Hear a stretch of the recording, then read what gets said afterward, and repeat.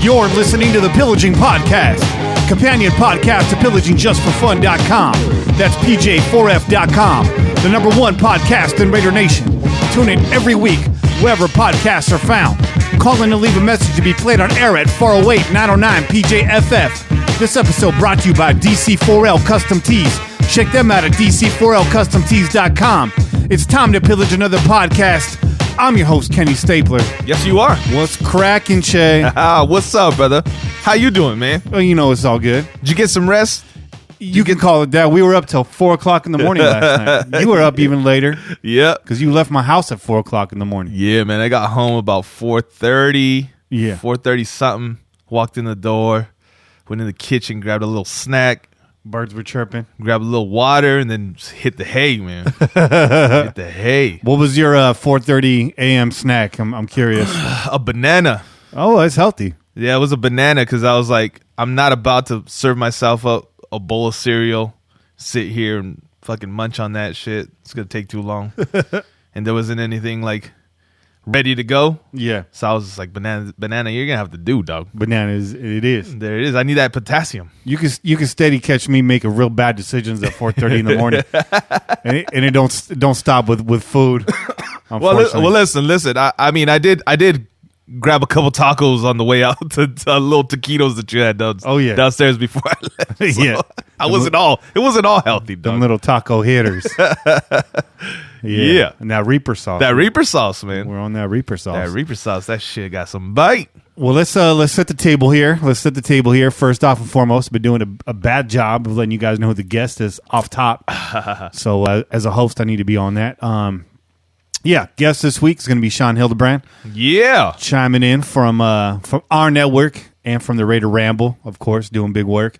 Of course, news. The network name has changed. Yes, it has. But the game is still the same. That's right. We are now the Crow's Nest Podcast Network. That's right. The Crow's Nest Network. The Crow's Network. The Crow's Nest Work. Any of those will work. That's the bottom line. Also in Crow's Nest land, we are gearing up for the launch of the Crow's Nest podcast proper, The Nest, which will be the flagship show of the network. That's right. And that's going to be a no-holds-barred show. Everything goes on that show. No holds bar, man. You never know. You never know who's going to show up. You might get Hoaxer in here himself. Ooh. You know what I'm saying? That's a big promise right there. Fucking tiny Zeus Lister might show up up in this bitch. So all of that went well. We were up late last night producing the intro music for that. Yeah. And there was no holds barred on the intro music. Yeah. Some classics. It was bumping. It was bumping in here. There was head bobbing. There was chelas. It was a good time. It was a great time. It was productive, though. It was cool getting down with you on a musical level. Hell yeah. That was the first time for us, but I thought we did well, man. It won't be the last. Will not be the last. Tell you that right now. It won't be the last. We got some interludes. We got some sound drops to collect, but we do got our segments. Yes, we do. So to let you guys know, those of you guys that are listening, the expected launch date of that podcast is going to be the first week of March. For now, I'm going to say this now. This could change, but for now, it's looking like that's probably going to show up on your Pillaging stream. Yeah. So if you've subscribed to us on your podcast app, it should just show up right there. There's no need to go look for us anywhere else. That's all depends on our hosting plan and all that. But I think we're going to be able to squeeze it in. Yeah. Yeah. I think so, too. Yeah. Yeah. You're going to hit him with that. That's what she said. That's what she said. Yeah. And it will be broadcasting live on radio station KUNT. It's a little fuzzy, but you can get it in. Yeah. Look at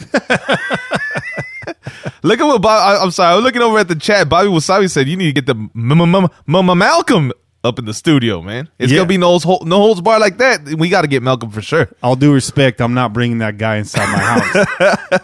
He's a bull in the china shop, and yeah. Shout out to everybody on the YouTube stream right now. Bobby Wasabi, the good Doc, Dapper Dan in the house, Raider VC coming from Canada, Sean Garcia, Raider Vegan, everybody in the house, all the usual suspects, and a few silent ones. There's always a few silent ones. Shout out to Perry. Right. Shout out to Perry. I know you're watching. Shout out to Mojo Raider. I know you're watching too. some diehard pillagers right there, some original pillagers right there. Also, in terms of setting the table, I want to say thank you for everyone that continues to donate. You can find the donation link in the profile of pretty much any of our social media accounts, including right here on YouTube. Also, merchandise is still up there. The promo code has changed. The promo code is now PJ4F, PJ the number 4F. That's going to get you a free T-shirt anytime you buy 2. And I got some tailgate shirts left over. We should start maybe giving those away on the air. Yeah, man. We should. We got a lot of them. Just big boy sizes are left. I got 2X's only. Okay. And I got to ship some out. I got to ship one out to Gent this week. It's his birthday. So I got to get one to him. Hey, you never know. It's winter, dog. Everybody puts on that winter coat. That's true. It might be a little chonchito right now. A little gordito. So, that double XL might come in handy. Try to hide that ponce. Yeah.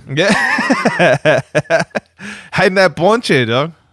The ponche infused ponce. Yeah, that ponce. Yeah. But yeah, make sure you check in with DC4LCustomTees.com. Also, make sure you check out OneNationFanwear.com. Oh, yeah. That's our boy, Just Win Johnny, Hyro Graphics. He just launched his own clothing line. He's going to help us out with some graphics here, too, for the live stream, it looks like. Mm-hmm. Well, he's a busy man right now, but hopefully he can get on that soon. But he's motivated, dog. That guy's on it. He's been busting out designs left and right. Yeah, that's true. So I trust him.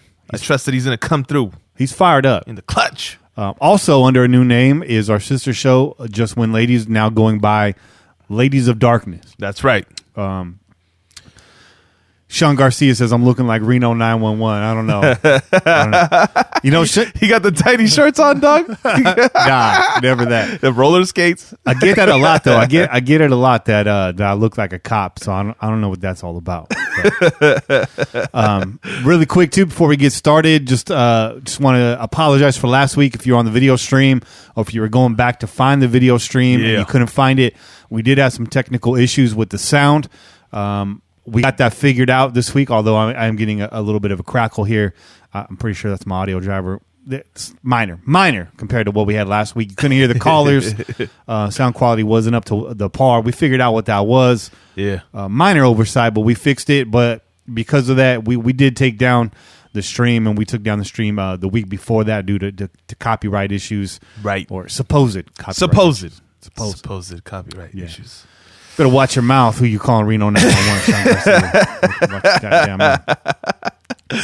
Dangle! But is the table set? The table's set. Everything's there? Yes. We don't fuck with salad forks. No, we don't. No salad forks. No salad forks, dog. So I guess it's time. Yes. It is. It's my favorite time of the week. It's my favorite time of the week. It's my favorite time of the day. It's chelas con che. It's chelas con che.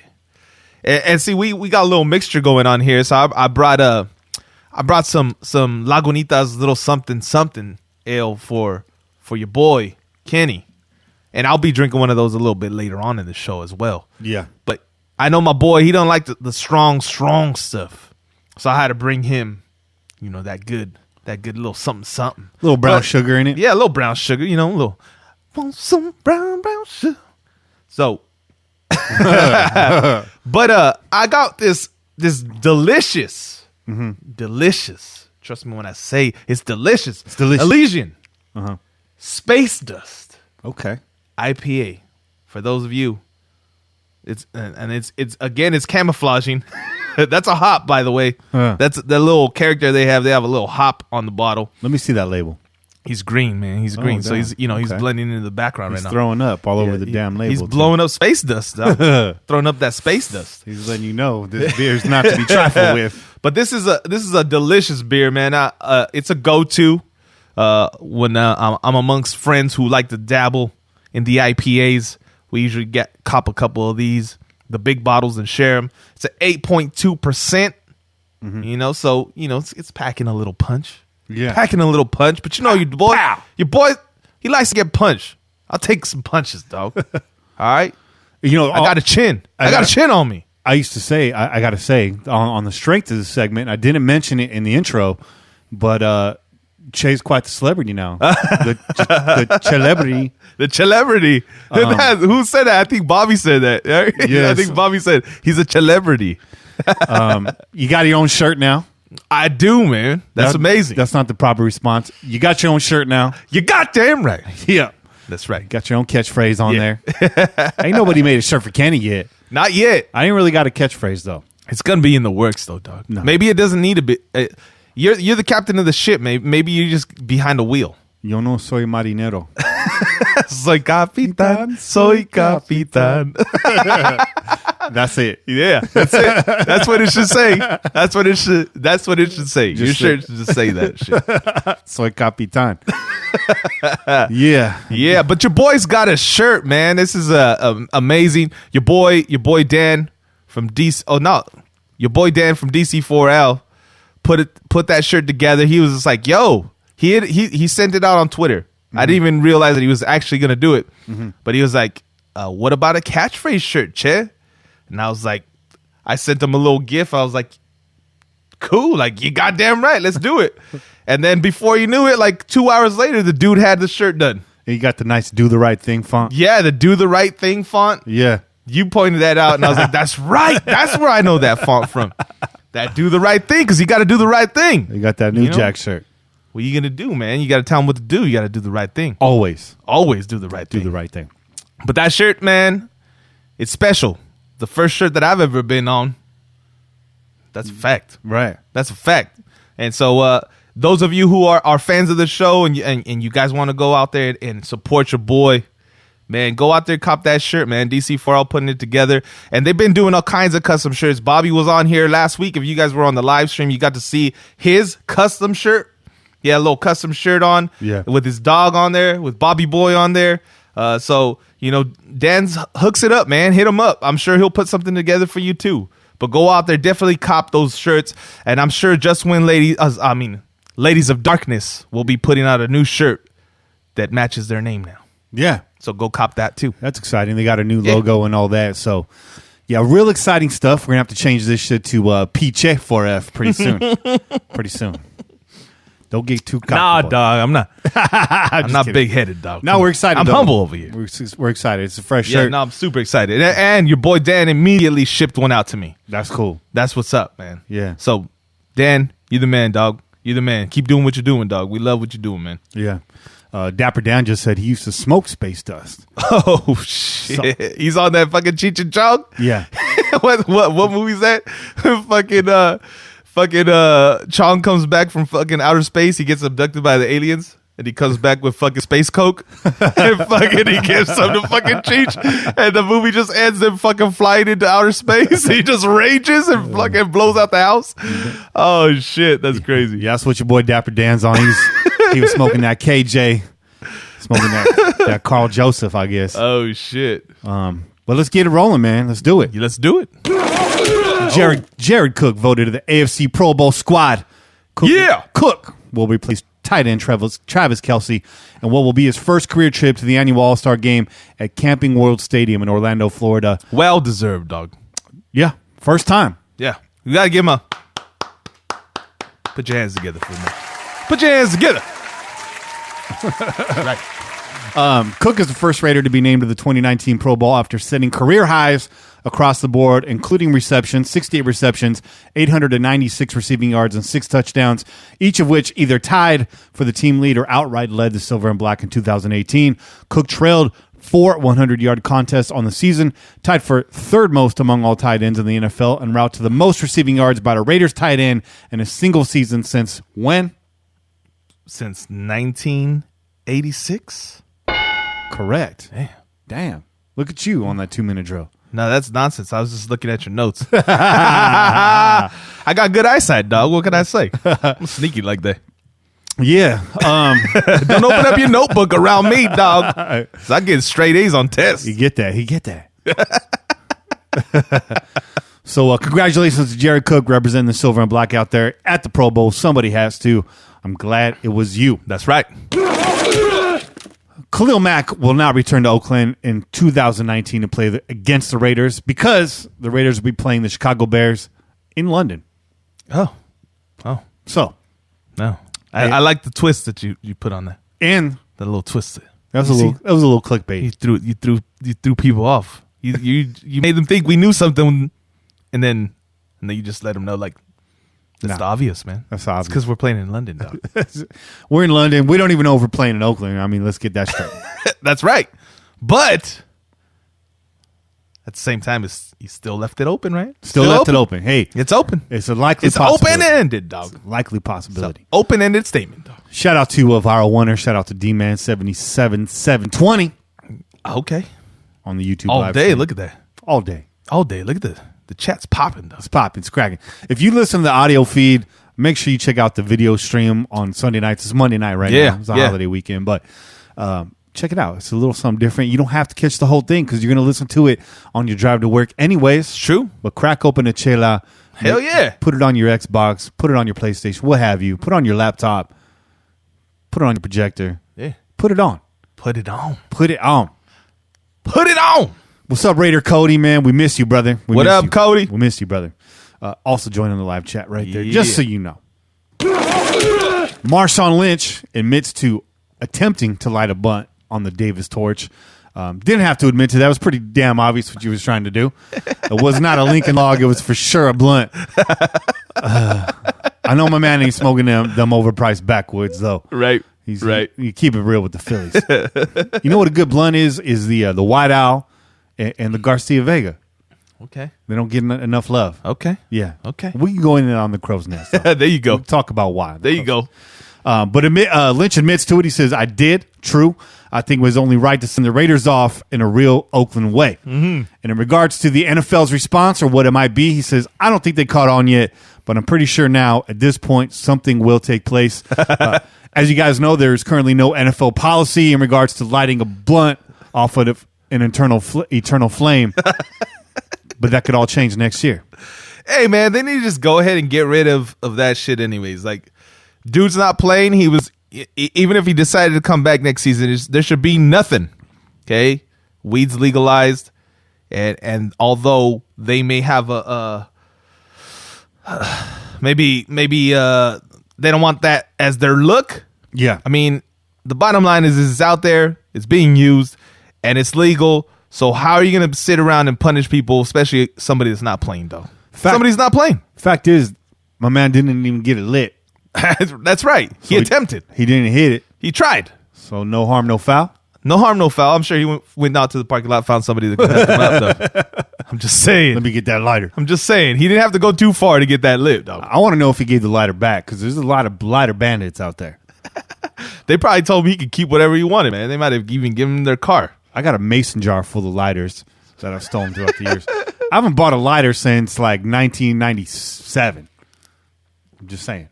Okay. Just watch your lighter around. So when you're talking about he might have jacked that lighter, there's some people that jack lighters. You're talking about yourself specifically.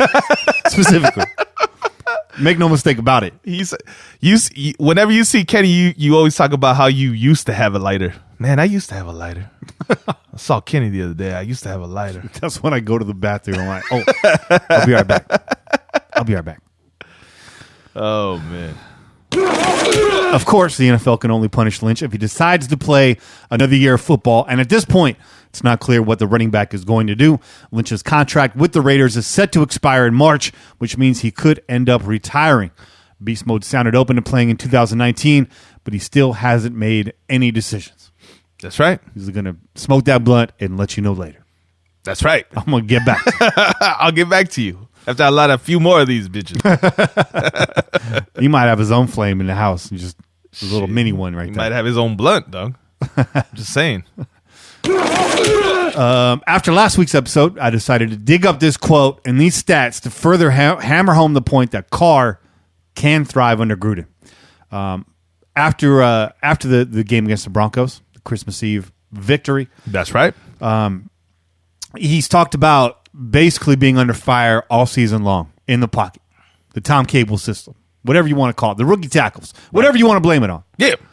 After last week's episode, I decided to dig up this quote and these stats to further hammer home this point one more time. He said, it helped me get better, understanding in the pocket that, hey, it's not going to be perfect at times this year and as I'm used to. It's made me a better player, to be honest. Carr said that during the press conference again. Let's look at the numbers. In 2016, Carr under pressure. QB rating, 70. Uh-huh. Last 7 games of 2018, a 102.66. With the ever-popular Tom Cable returning in 2019, Carr's ability to extend plays, major key. Yes. Major key. Absolutely. He's got to use them legs, dog.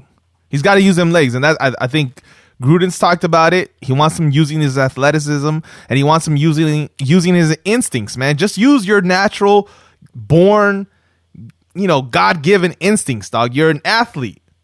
Don't be afraid to be one once in a while. Damn. You don't have to sit around in the pocket all the time, dog. I'm just saying. That's all I'm saying. I'm not shooting. No shots, dog. No shots.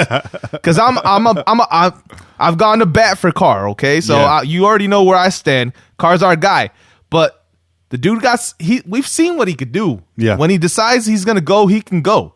So get yourself going, dog. Use those legs. You're pretty fucking well, kept athlete, man. You can tell he takes pride in being in shape. Working out and stuff. Yeah. He's always got the jersey all nice and tucked. He's showing off the guns and stuff, right? He's not Jay Cutler sucking down heaters on the sideline. He's not Tom Brady either, right? He don't look like Tom Brady, all broken down, look dad bod and shit like that, right? He's in shape. He's in shape. You saying Tom Brady has a dad bod? Man, he's got more than a dad bod, dog. Yeah. He might have fucking Theo bod. I can't tell underneath that big fucking coat. He's got that Theo bod, dog. He's got them fucking chi-chis.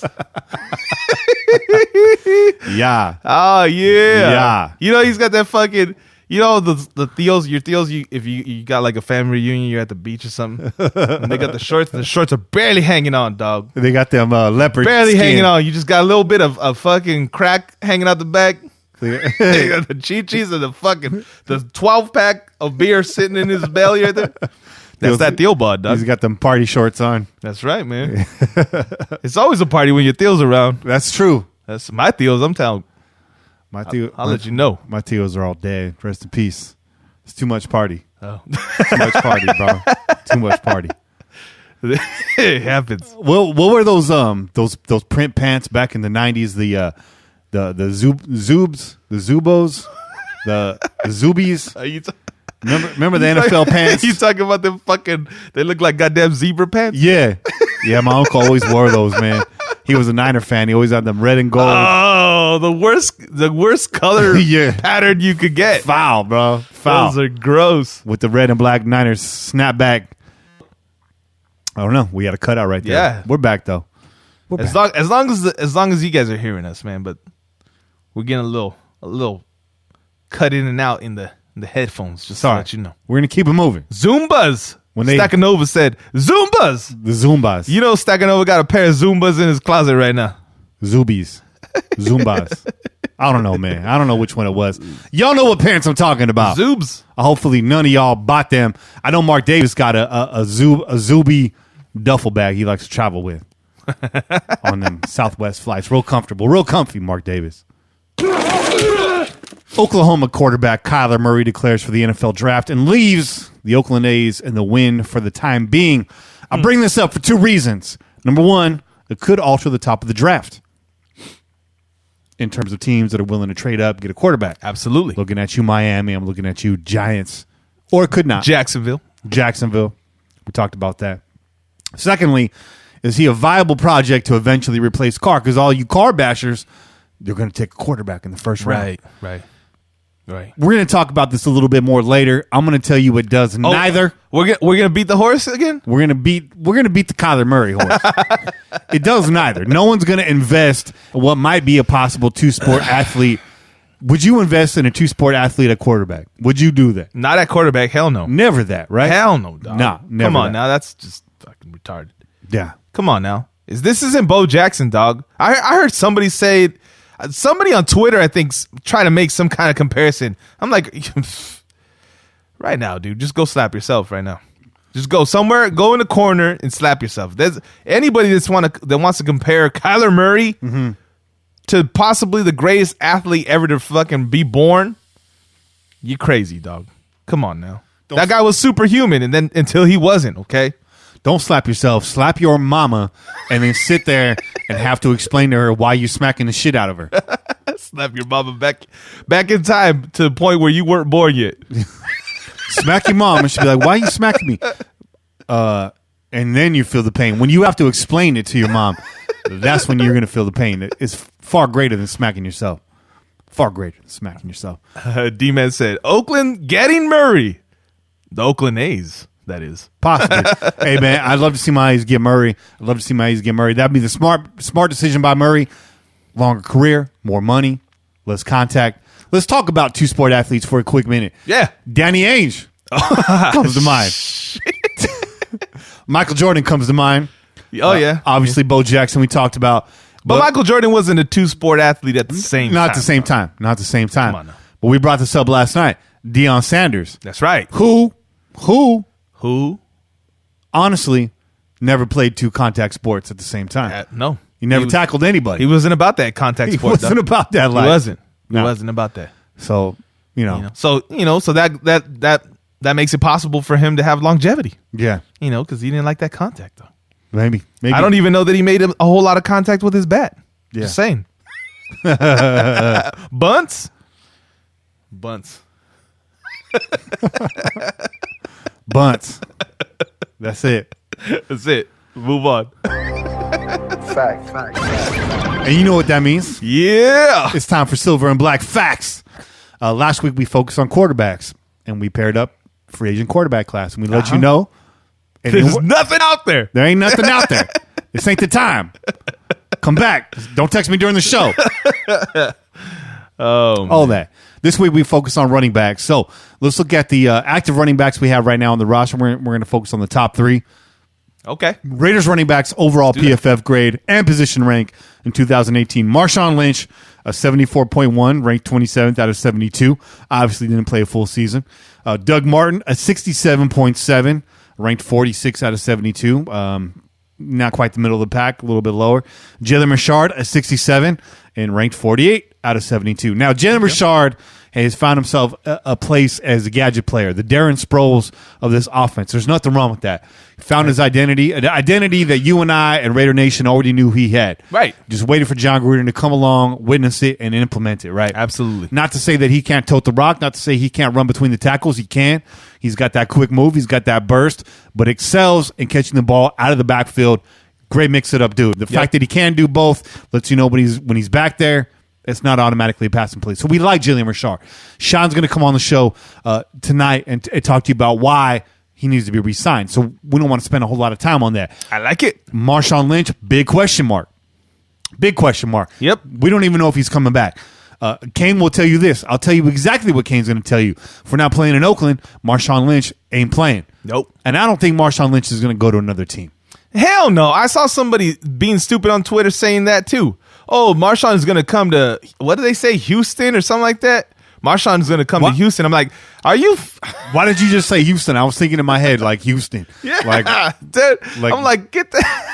And that's an actual example. Out of here, dog. I was thinking of Houston as like a bullshit example. Like, why would he come back and play for Houston? And you're like, this has actually happened. That's what was said, man. And I just, I don't like to get involved in the nonsensical arguments that go on Twitter, and there's a lot of them. That's why you never post shit. Yeah, I just kind of just stay out of it, dog. That's why Chase is just steady silent on Twitter. I stay silent, then I'll just pop off one night, like middle of the night, just send some fucking gif out. You know what I mean? Yeah. But I see these arguments going on, dog, and I'm like, dog, you guys sound like morons right now. Yeah. You really think whoever you were, I don't even remember who you were, dog. Obviously you weren't a Raider fan. You think that he's going to go to Texans. Come on.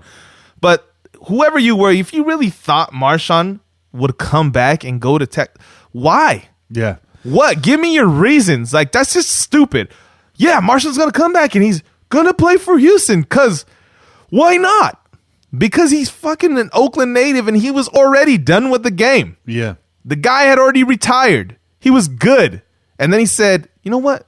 Let me go back and play for my hometown team. Let me really rep for Oakland. So if he gets another shot to play in Oakland, I think he'll be here. Yeah. If we're not in Oakland, I think that's it. I think Marshawn walks away. He's had a great career. He's got all this other stuff going on in his life, right? He's an entrepreneur. He's got his businesses going, and he's helping out his community. Like, the dude's got a lot going on. He doesn't really need to play football. He wants to play football for the Raiders if they're in Oakland. No Oakland, no Marshawn. That's right. It's a wrap. That's it, man. It's a blunt wrap. Fact. Raiders running backs, yards after contact per attempt and position rank. Marshawn Lynch, 3.46, ranked 6th out of 72. Got no reason to believe that win and hold pace. Right. D-Wash is not on this list. Just didn't really have the He just didn't get the workload. He didn't get the touches, dog. We like D-Wash. We like him. Yeah. Jalen Richard, 2.95, 24th out of 72. He's up there. Doug Martin, 2.72. Just a few ticks down, but ranked pretty much middle of the pack at 44th out of 72 running backs. Doug Martin, though, I like Doug Martin. I wouldn't be mad if we brought Doug Martin back. A lot of people chomping at the bit, though. Need to sign a free agent running back. We're about to get into that. Right now, I got a list of running backs for you. Okay? Yeah. Got a list of running backs for you. This is a long list. I'm not going to go. Yeah, you see that. You've seen that. I'm not going to go through this whole list. Is that every fucking running back in the NFL right there? It's every free agent running back ranked and assembled by Mike over there at PFF_Raiders. Make sure you follow him at PFF_Raiders. Make sure you follow him. PFF catered to the Raider Nation. A lot of people in the live chat right now, I just see Ingram. It's like Ingram wallpaper right now in the Raider chat. I get you. I got you. I see you. Yeah. And there's a reason for that. And we're just going to concentrate on the top, like 1, 2, 3, like top 10. There you go. That's a good number. Top of this list, no surprise, Le'Veon Bell. 2018 grade was a 0.0. It's surprising since he didn't touch the field. And he's on top of the list. Right. But you know why. You know why. Yep. Malcolm Brown, coming from the Rams, 83.3, age 26. Frank Gore, an 82, but age 36. I'm not touching Frank Gore. Nope. You're not touching Frank Gore. Nope. Props to Frank Gore. Yeah. Mark Ingram, the second. Yeah. Just want to make that clear. The second. There's two of them. 81.1, age 29, coming off a big season for the Saints, doing well. He's a free agent. Got to feel like the Saints are going to move on from him. He's top 3. He's a top 3 in that class. Well, I mean, even more so, Kamara without Ingram was out the first 6 games of the season, and Kamara lit it up, dog. They really don't need him. And as a matter of fact, I think it just complicates things because they want to get them both in, get the touches, whatnot. They look at Ingram as more of the bruising back, right? And Kamara's more of the finesse. Yeah. But Kamara can do it all. So let him go. Let Kamara be the star of the show. Ingram goes on, and he's probably going to do big things for somebody else, be the number 1 back. He is. And Raider Nation, I see you guys are excited about Ingram. There's a lot of other fan bases excited about possibly signing Ingram. And, just temper the expectations. That's going to drive the price up. So right. I think Ingram is a logical fit, but I think he's a logical fit for a lot of teams, which almost takes him off my board because I just don't see. Now, Viral Wonder says Ingram's only getting $4 million this year. That's true. But we'll see because that bidding war is about to go up. It's true. Last year's draft class for running backs is not this year's draft class for running backs. Ice Cold Honky chiming in says we need Elijah Holyfield. All right. Okay. Ice Cold Honky. Say what you want about Honky, but he knows he's got his college down, right? He's got his cutty players, bro. Cutty. Cuts. Also on this list, Damian Williams, 79.6, coming off the Chiefs. Another old timer on this list. Now, this is a guy. It's not a hot take. This is a hot take. This is not my want. I want to make this clear. It's not my wish list. But I think this is a hot take for sure because I don't even want to say it right now. Let it go, man. I think the most likely vet running back the Raiders are going to pick up this offseason at age 34, Adrian Peterson. Oh. That's a hot take. Make it clear that's not my wish list now. That's not my want. But, unless the Raiders want to get into a bidding war for Le'Veon Bell, which they can. Yeah. Dapper Dan said his son has an NBA package. We're not discussing that right now on the live stream. I don't care how your son's built, okay? Don't be airing that stuff out, all right? All right, I happen to got a UFC package. Oh, All right, what I'm saying is, it's taking a couple hits. All right, might look a little cauliflower like down there, but it's ready to rumble. It's ground and pound all day. Just saying, it's ground and pound all day. That's not my new catchphrase, by the way, Dan. That is not my new catchphrase. put it on a t-shirt. Do not put that on a t-shirt. Ground and pound all day. Also on this list is your boy, C.J. Anderson, looking a little husky. When he took the field, now you know why. Boy's looking a little husky. Yeah. Did work in the postseason, though. Yes, he did. Yeah, he did. He did. C.J. Anderson finished with a 76.6. I mean, he did some work late in the season and into the playoffs for the Rams, right? He was doing some big things those last few games. Yeah. Big things, but I mean, that's in the postseason in a small snapshot. Small window. So, my UFC package can't fit through a small window. So I'm going to say no to C.J. Anderson. Next up on this list is a name you may recognize, Mr. Upright, Mr. Hit Me in the Helmet, Mr. Latavius Murray, 76.2. I'm going to say no.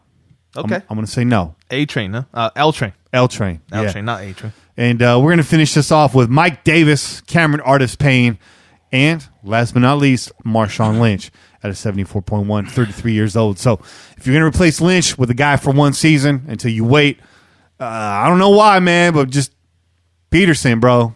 I don't know why. Seems like it's... I don't know why. You got that feeling, huh? I just got a feeling. You got that feeling, dog. There's little like sparkle emojis around his name. I got it. Dun, dun. I can feel it, baby. I got it. I can feel it. Shit, man. I need to perm my hair out right now. No, you don't. You ain't got to do all that, bro. Watts Raider says CJ did not fit Gruden, I guess. I think, Gruden is looking for a guy down the stretch of the season there. We brought CJ in for, what was it, the last 4 or 5 games is when he showed up in camp. Just see him on the field. He did well. He did well. But I just his fitness, I think you just want to take a look at him. Hey, why not? Let's take a shot on this guy. We brought 75,000 guys in the offseason. It's true. Why not bring in C.J. Anderson there in week 12 or whatever it was? Good for him, man. He showed up. He bulldozed some fools. He made some plays. I was happy to see C.J. get it. But I think just as far as like the shape he was in, I know C.J.'s never been like the specimen, but seeing him in that uniform, my man was looking like help me out, Trent Richardson. My man was looking like Trent Richardson, bro. And he did well, so that's cool. But I don't think Gruden, what he saw was like, nah, we're going to pass. You know what I mean? Yeah. No, makes sense. Somebody just called me Chuck Liddell, Kenny Liddell. Kenny Liddell. I party like Chuck Liddell, I'll tell you that. Oh, man. Chuck Liddell. Kenny, you got that little Chuck Liddell? I do. That little Chuck Liddell belly right there? That little Chuck Liddell, that baby Chuck Liddell? I got a little bit. I got a little baby Chuck Liddell too, man. But anyways, man. So that's the top. That's the top tier of your running back free agent class. There you go. Pretty slim pickings. It is slim pickings, man. Yeah.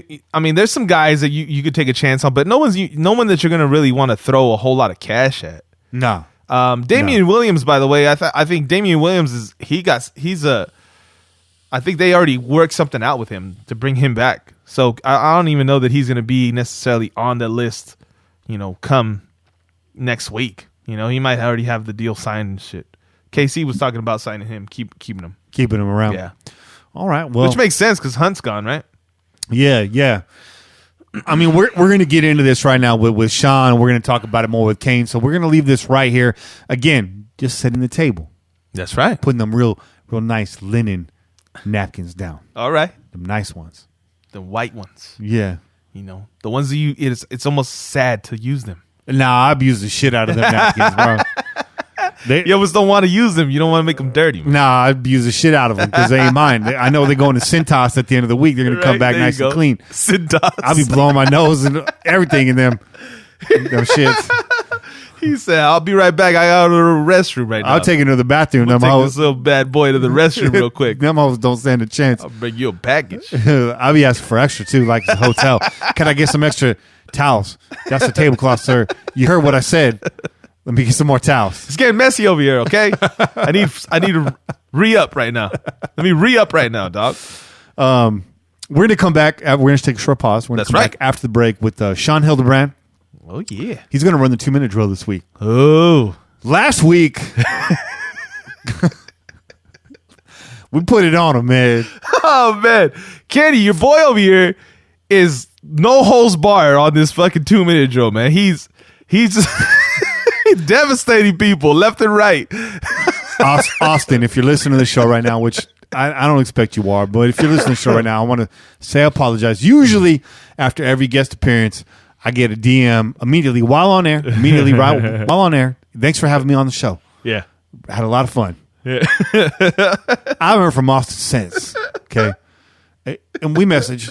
You know, I give him dabs for the Chris Townsend show. He goes on there. Yeah. By the way, for everyone hating on 95.7 The Game for not covering the Raiders, check out Chris Townsend on 90. He's doing an awesome job covering the Raiders. I don't know if he still is, but he was doing a great job. Austin Gale killing it on there. There you go. Austin Gale not going to talk to me no more. Austin Gale probably never come on the show again.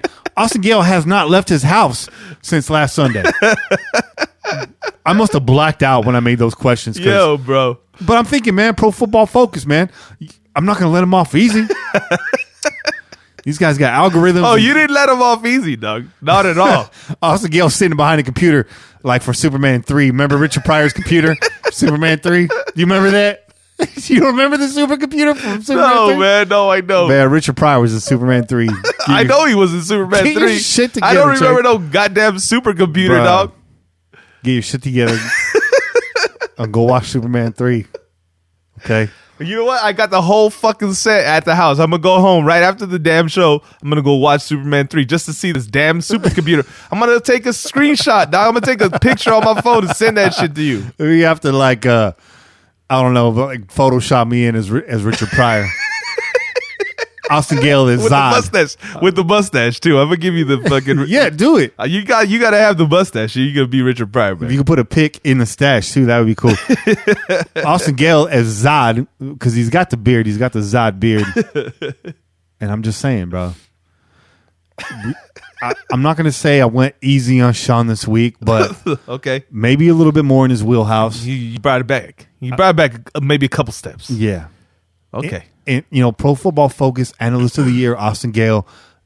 Austin, I get it, man. You probably don't get out a whole lot because you're really about it. You're really about that Hell life. yeah, that man's working, dog. And so the fact that you didn't know about the theater in Cleveland, Yeah. you probably never seen a show there. Yeah. I know you're from the 510, but I had to go in on Ohio. Yeah. I know Yeah. you maybe didn't know that the Raiders played their first game in Kezar Stadium, but you should. And now he does. Now you know. And now you know. So, but in the end, we did get 2 questions wrong. Let me say that it was Alzado that fought Ali. We know that. That's right. So you get a point for that one. You get a point for that. It was Wisniewski was not drafted by the Raiders. He was drafted by the Cowboys. There you go. The Raiders traded for his player rights on draft day. There you go. So a bit of a loophole. We gave you that one. You ended up with 6 out of 20. You're currently tied for the lead Yeah. with Ray Aspudia, That's right. who we were up in his wheelhouse.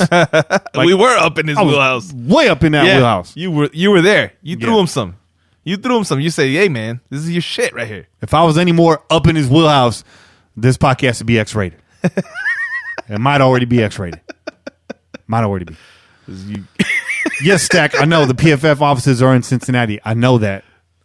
They're not in Cleveland. It's like 120 miles away, but just know where you're at. It's Ohio, dog. The point is it's Ohio, okay? You know, L.A. is a 5-hour drive from here. Ask me some questions about L.A.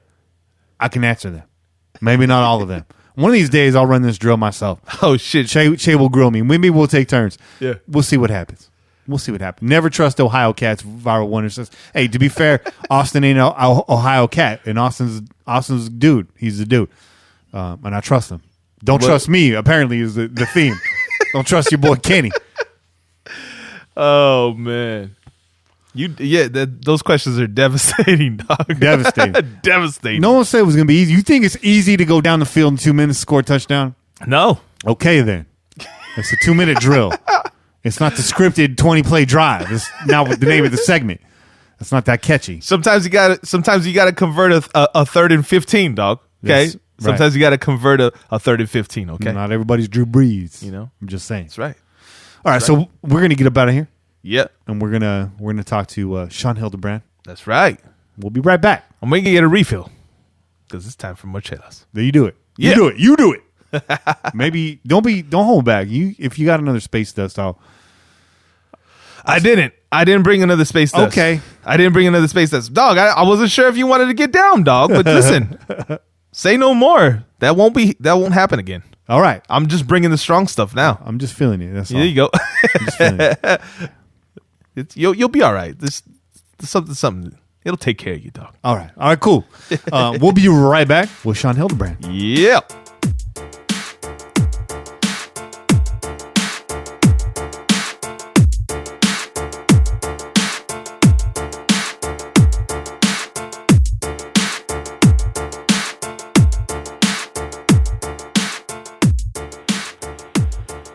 Once again, it's Sean. What's up, Sean? How you living, man? Hey, man, what's up? Thanks for having me, Kenny and Shay. I'm living good, man. Life's great. I ain't got no major complaints.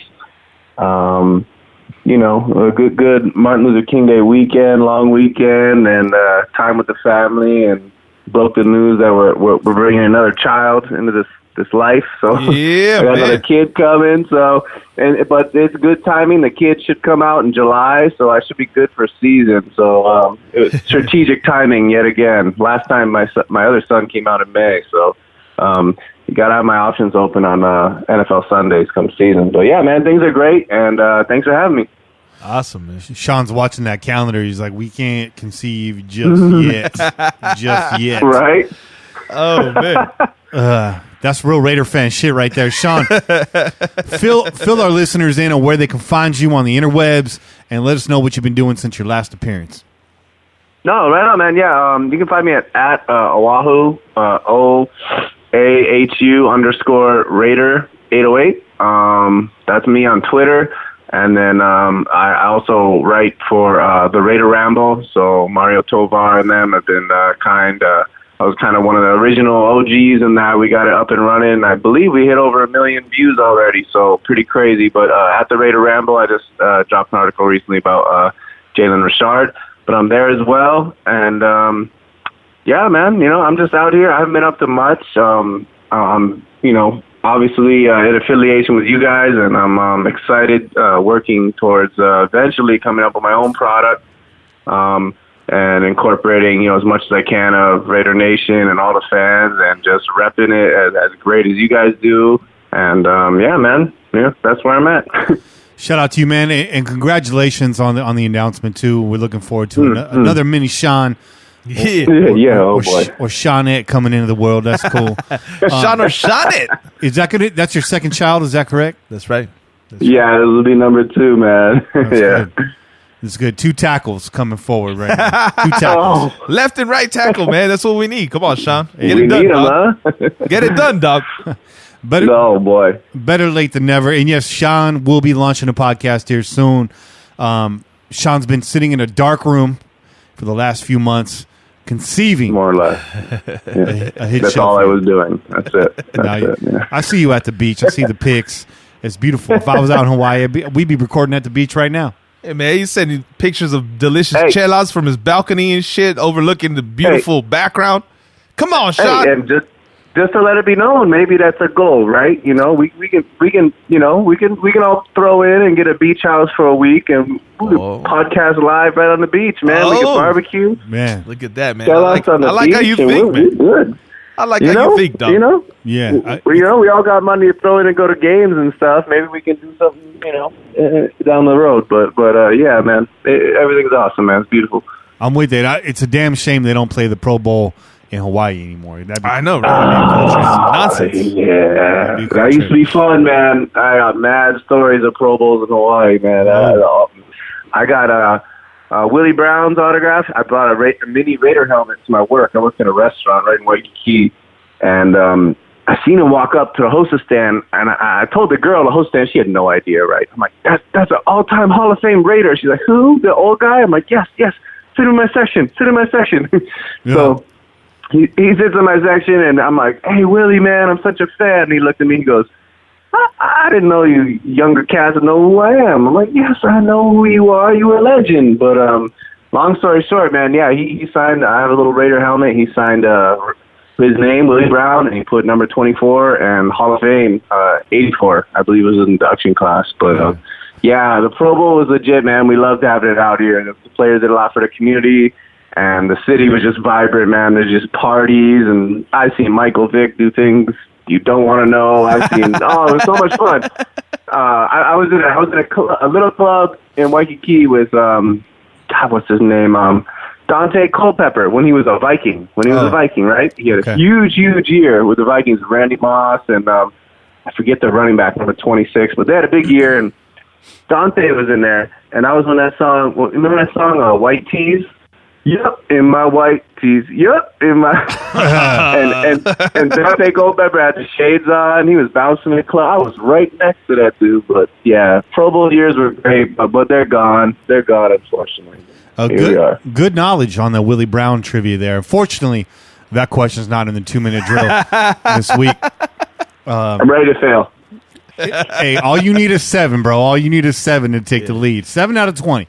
This isn't about failure or passing, dog. This is just about trying to get as many right as possible. You just need that nice That's 30, it, man. That's that nice 35%. That's all you need. We're not even looking at percentages, dog. You don't worry about what percentage. Man. You're not. I am. You guys are talking about like Austin. Austin got 6. You said, right? Yeah.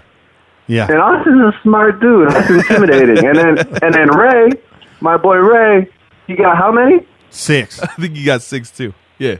Damn, those are some smart football minds right there that I know on Twitter. So I'm like, this is making me. I mean, I'd be happy if I get 3 at this rate, but we'll see how that goes when we get there. And I believe the running back you were looking for was Robert Smith. Robert Smith. There you go. Also lead singer. That's of The his Cure. name. Also, see, look. That's a daily double. So, hopefully there's some of those in the 2-minute drill. Maybe I'll get 8. I did put a video daily double in there. Unfortunately, you cannot see the video. So,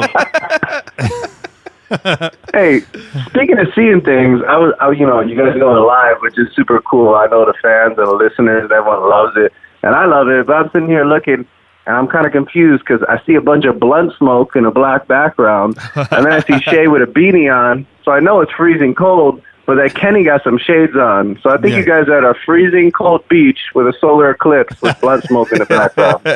Well, let's just say this. That's close. That's close. Shay's wearing pants for the first time in like 7 years. Yeah. And it's cold. It's cold today, though. It's bright in here, bro. We got some Hollywood lights up in the studio. That's the reason for the shades. Che already knows I wear shades all the time. There's a reason for that. There's a medical reason for that. But I need to have. I can't. The light will kill me. Yeah. Your boy, he has trouble with the light, dog. With the bright lights. I get headaches, man. I get headaches. But you know what? At least I get to look cool doing it. That's right. Speaking of video, speaking of watching things, did you happen to catch the AFC Championship game this weekend, Sean? Oh, I did, man. That what a. And my feelings on this expand a lot. First of all, it was like you look at Gates, the kind of the culture of the fan base. Everyone's like, "Oh, I hope they both tie. I hope we lose. I don't want either team to win." And I think we're all conflicted. But looking at what Casey's put together in the AFC West, I mean, you can't really say much bad about Mahomes. I mean, he's in a good situation, and he's got the tutelage of Andy Reid. I mean, he's got probably the best cheat code tight end in the NFL since, ironically, Tony Gonzalez, who also was a Kansas City Chief. But they look great, man. And just watching that team, a young up-and-coming team, just at home, smashing away with the Patriots. And there's a lot of controversy, man. The calls was crazy. You knew it was coming. With the Tom Brady game. It wasn't like, hey, this is just how it's going to go. It's just how it's scripted. Kansas City scored. Their stadium went wild. I was like, yeah, you think you're going to win up 3? No, you gave Tom Brady 2 minutes and 4 seconds. That's not going to work out well. And sure enough, some controversial calls for sure, especially the roughing the passer on Brady, which essentially is if you just touch him, they slapped his bicep. Yeah. So, based on that, that was terrible. And that was the same play of which they threw an interception there, Gronk dropped the ball, pick, whatever. But, it was interesting. It was interesting. I was just looking at it. It was fun. Touching Tom Brady in an NFL game is like touching death in the game Gauntlet. Do you remember the game Gauntlet, Che? Oh man, I do remember the game Gauntlet, but I don't remember touching death in the game Gauntlet. If death touched you in that game, you just drained your health points. Oh, okay. Real fast. Oh man, you died real quick. It's the same equivalent, but you know what? Not every call went their way either in that game. I saw Bill Belichick demolish a Windows Surface tablet during the middle of that game. And it kept working, so that's a good... You picked it right back up, huh? Yeah, that's a good promo for Microsoft. Shout out to you, Microsoft. We're currently using both Microsoft and Mac products right now, simultaneously. Yeah. So we're just waiting to see who's going to sponsor. Well, you guys are the ultimate technocrats. You're using both, so geez, man. That's it. Impressive. It's equal opportunity over here. It is, it's a new year. It's 2019. That's right. Equal opportunity for everybody. But talking about that game in the AFC West, a lot of fans out there feel like the Raiders are a lot closer than some other people think. Derek Carr feels that the Raiders are a lot closer than other people think. But watching this Chiefs team, even though the fact that they lost, what implications does this championship game have for our team and the division next year? Well, it shows a lot of things. It shows you can build your team one of two ways. I mean, you look at the Chiefs, their offense is prolific. They can score. They have Kelsey who can kill you down the seams of the defense. You essentially have to double him or bracket him. And if you're going to defend him in man, you're risking a flag nearly every play. Tyreek Hill can streak down the field. They had to reorganize their backfield, obviously the Kareem Hunt incident, and that kind of hurt them a little bit in their ways of, a versatile pass catcher. But their offense is prolific, however you want to put it. Mahomes he reminds me of Russell Wilson a lot. And it's weird because Russell Wilson had a lot of success, but he played on a team that was known for their defense, right? For years, he just had to do enough, right? He had to unorthodox scramble, make plays, and, let the defense take over and close the game. This is kind of the opposite. Casey's offense is scary, and it's young, and they have them all under contract. They don't have to worry about it, but they don't have the defense. So if you look at it, the Chiefs, like in this offseason, they got to throw big money Mahomes, not now, but maybe the next year, whenever they do. But all they need to do is build a slightly more formidable defense, and it's big trouble. But they led the league in sacks. They did. They led, I believe, and don't quote me if I'm wrong, but I believe they were top in the league in sacks. So they had that going for them, but they gave up a tremendous amount of yards in the run game. So it's scary. Are the Raiders close? Right now, absolutely not. But 3-4 draft picks in the top 34 off the top of my head, correct me if I'm wrong. Yeah, they can do something to mitigate that, but man, it just shows you the things to build around a quarterback, and it'll pull you further than you can imagine. It's pretty crazy. By the way, Sean, you were correct. Kansas City number one in sack totals for the year at 52, tied with Pittsburgh in third place, second place really. Chicago and Minnesota with 50. Wow. Also, not on the 2-minute drill, but good knowledge. Good knowledge. Well, I'm working myself out of a job here. It's going to be my last time on the show. Can't wait till I get my own show started. I'm going to give you guys the 30-second drill. Oh, there you go. There's going to be 50 questions. None are true, false. Oh man. So yeah, we got a long way to go in the AFC West there. Definitely a long way to go. Are the Raiders far away? Are we close? I mean, there's a lot of spots. I think depth is a big need on this roster. Is Derek Carr right? Are the fans right? How many pieces away is this offense, this team in general, from actually competing in the AFC West? Well, I know this is how I look at it. You say the depth isn't there. In my personal opinion, I think the depth is there, but they're starters right now. Markel Lee, Eric Harris, some of these kind of types, like, Jelly, we might get rid of him, but I mean, I'm just looking at like, we have Kabinda, the linebacker. We have guys that are like they're kind of like workhorse players. They're like, they do the best they can for their talent, but they're not superior athletes. They're not starters in the league. And that's why I think this offseason is going to be tricky. For me, it's like, I like Eric Harris. I think he deserves to stay on this roster because he's versatile. He's a special teams weapon, but we need to add another safety that has superior elite ability in front of him. Excuse me. And that's how it goes with a lot of the positions on defense. But at this point in time, and then you shift to the next part, Derek Carr. Okay, you look around the league, you can go to every division in the NFL, and probably the easiest way to depict who's going to win the division is you pick the best quarterback. Mm-hmm. I mean, that's it, right? Mm-hmm. So next year, you look at the AFC West. I mean, if your money's on the line, who are you going to pick? Mahomes, probably, right? Chiefs. Like, hey, they got the best quarterback.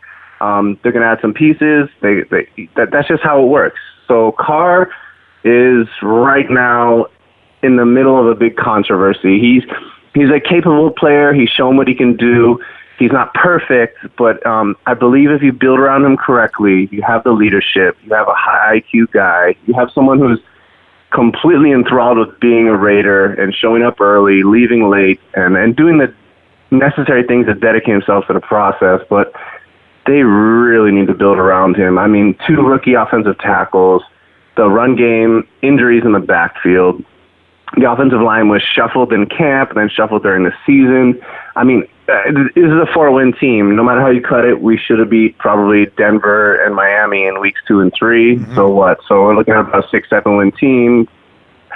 They need to see a jump here. So what they need to do is use this draft. They need to add pieces. Carr needs a big wide receiver or a wide receiver that can just cheat code him and allow him to just use his beautiful arm. He really doesn't have that. I like Jordy Nelson. I can't wait to have him back next season. I think he's a good player in the mix. He had some health issues this season, but he's a veteran. He knows how to get open. They need a guy that just has pure athletic ability, a guy that can just completely blow past people or take a short pass and create. But I think we're far away, but we have the pieces with the draft and free agency cap to somehow get there semi-soon. That's all I can say about that. I like that take, though, saying that the depth is there. They're just starters right now. So plugging in some vet guys or some marquee guys to bump some of those guys down the roster, and then you're looking at a pretty stacked team. That's fair. That's fair. I like that. I like that. Okay, well, let's get into it. We talked a little bit about the running back free agent class here at the top of the show, and I gave out some names. I'll give some names back to you right now. The Raiders running back class as of right now, not poor, but probably could use a slight boost. Whether that comes in the draft or the free agency is yet to be decided. But the top of that class right now, you got Le'Veon Bell, you got Malcolm Brown, Frank Gore, Mark Ingram, Damian Williams, Adrian Peterson, C.J. Anderson, and Latavius Murray. Do you see a guy out of that bunch that's likely to land in Oakland? Who's likely and who's at the top of your list? Yeah, that's tricky. So you say who's likely, and that to me that's really hard because I think before they brought in Mike Mayhawk, I probably would have said the most likely thing, seeing that Gruden traded back for Colton Miller and used a third to bring in Martavis Bryant to play wide receiver. I could see the Russian roulette, if you will, that Gruden's playing. So to me, if it wasn't the case, I would think Gruden would probably be doing everything in his right to get Le'Veon Bell. But with Mayhawk there, I think there's going to be some calmer waters. People are going to sit down at the discussion table and look at things. And to me, I like Mark Ingram. I think that's the player.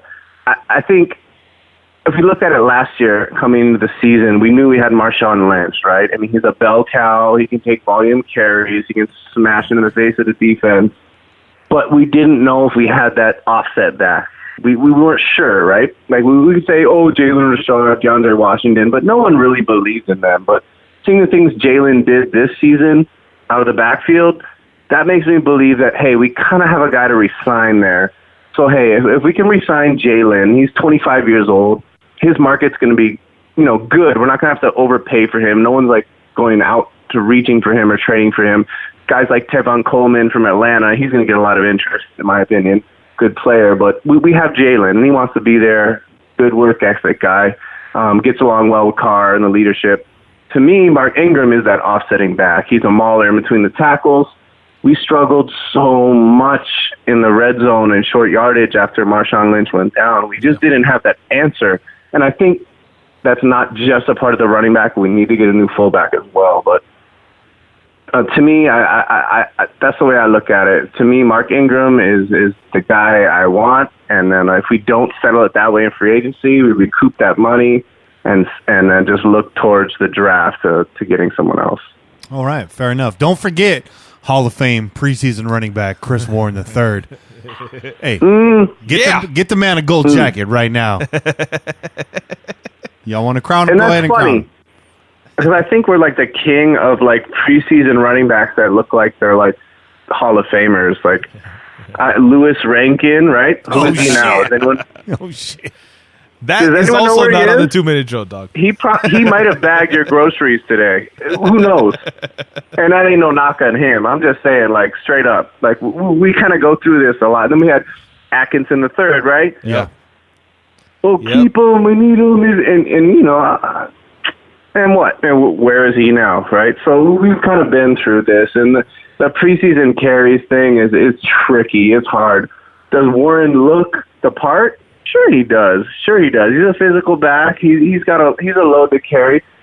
He will be back in camp, and he will have his chance to prove to Mayhawk and Gruden and the staff that he can do something. But as of now, I'm heavily cautious. Thank you. Me too.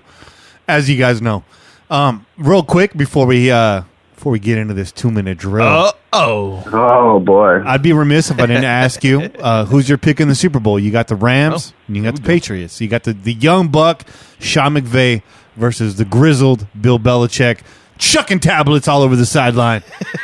Who you got in this matchup? It's tough. Like there's levels to it. I think talent-wise, I'm just looking at everything. I think the Rams are the more talented team. They just are. They have every piece they need. They have some guys on the defensive line that are just unblockable at times with Ndamukong Suh and Aaron Donald, and they just they have some playmakers on the back end. Talib and Marcus Peters, who has his issues, but he can make plays at times. But I'm just looking at it like it's experience. Like we all, like, how many people counted out the Patriots this year? And it's like a theme. I feel like years ago we've been saying, oh, the dynasty is coming down. But I think they created a second dynasty. They're still here. So it's agitating to me. And, of course, as being a Raider fan, I have a huge bias against the Patriots. But I also admire, like, people that just line up and do what they do. And to me, if I have money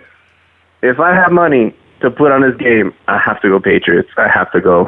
I mean, they're Atlanta. They're in the Dome.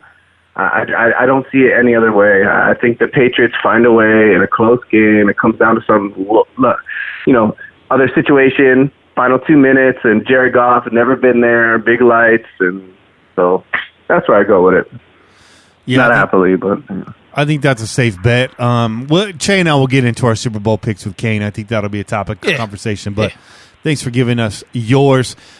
Sean Grogan on the chat right now. I know we didn't want to get heavy into the draft. He's a big fan of the running back from Iowa State.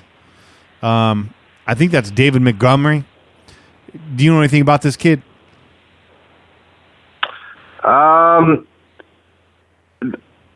too much. I do know of it, but like I looked at the two top backs in the draft everyone had, and they had Josh Jacobs and Damian Alabama, right? Yeah. And we kind of get sick of that. We're just drowned out with Alabama players at the top of every draft. Running backs, wide receivers, and that's just kind of what it is.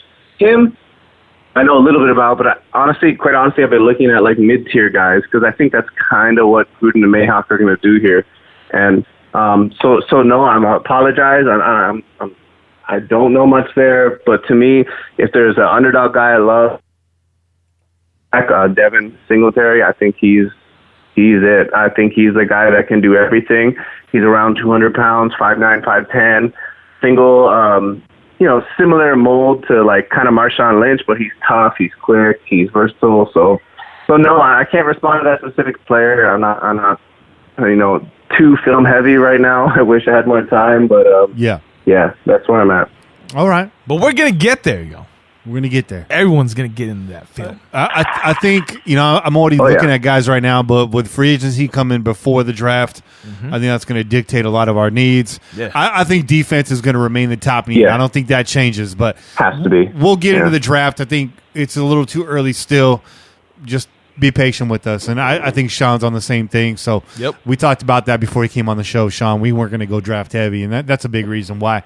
Not going to front like we're ready and we're prepared. So we'll get there. Because there ain't no future in your front. There ain't no future in your front.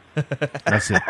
MC Brady said it back. Hey, when I'm getting Jeep, I'm putting Kenny on the chrome. There you go. Yeah. Sean, are you ready? Oh. Do I have a choice? Of course I'm ready, man. I'm ready. All right. Let's cue the music here. Yeah. Ready? Oh, no. You ready? Che, you ready? I'm ready, man. This is suspenseful. We got 20 questions. 20 questions. There's no time limit. There's really no time limit. Let's start it off, man. Sean, what's your confidence level right now on a 1 to 10? 10 being the highest. Where's your confidence at right now? -4. It's a good place to start. Yeah. It's a good place to start. Hey, that's being humble. Dude, I feel like I'm about to get in an argument with my wife. I will not win, but I will try. Okay. All right. That's accurate. That's accurate, but Yeah. you get a point. You get a bonus point for that. All right. Let's get started. Question number 1. What year did the Raiders first win the AFL championship? Bonus point if you could tell me who they defeated. Yeah. What year did the Raiders win their first AFL championship? 1968. Sorry, that is incorrect, but you were very close. Close. Correct answer is 1967. Do you want to try to redeem yourself and tell me who they beat in 1967?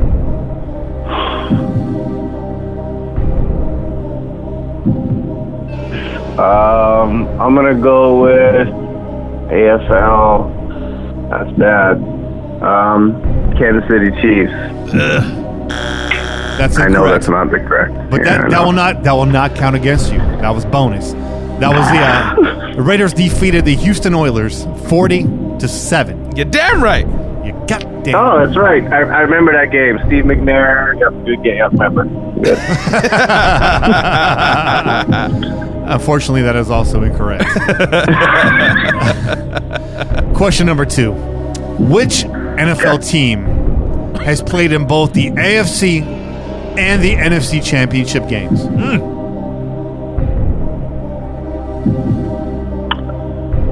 Okay, I got a couple in my mind. Okay, AFC and NFC.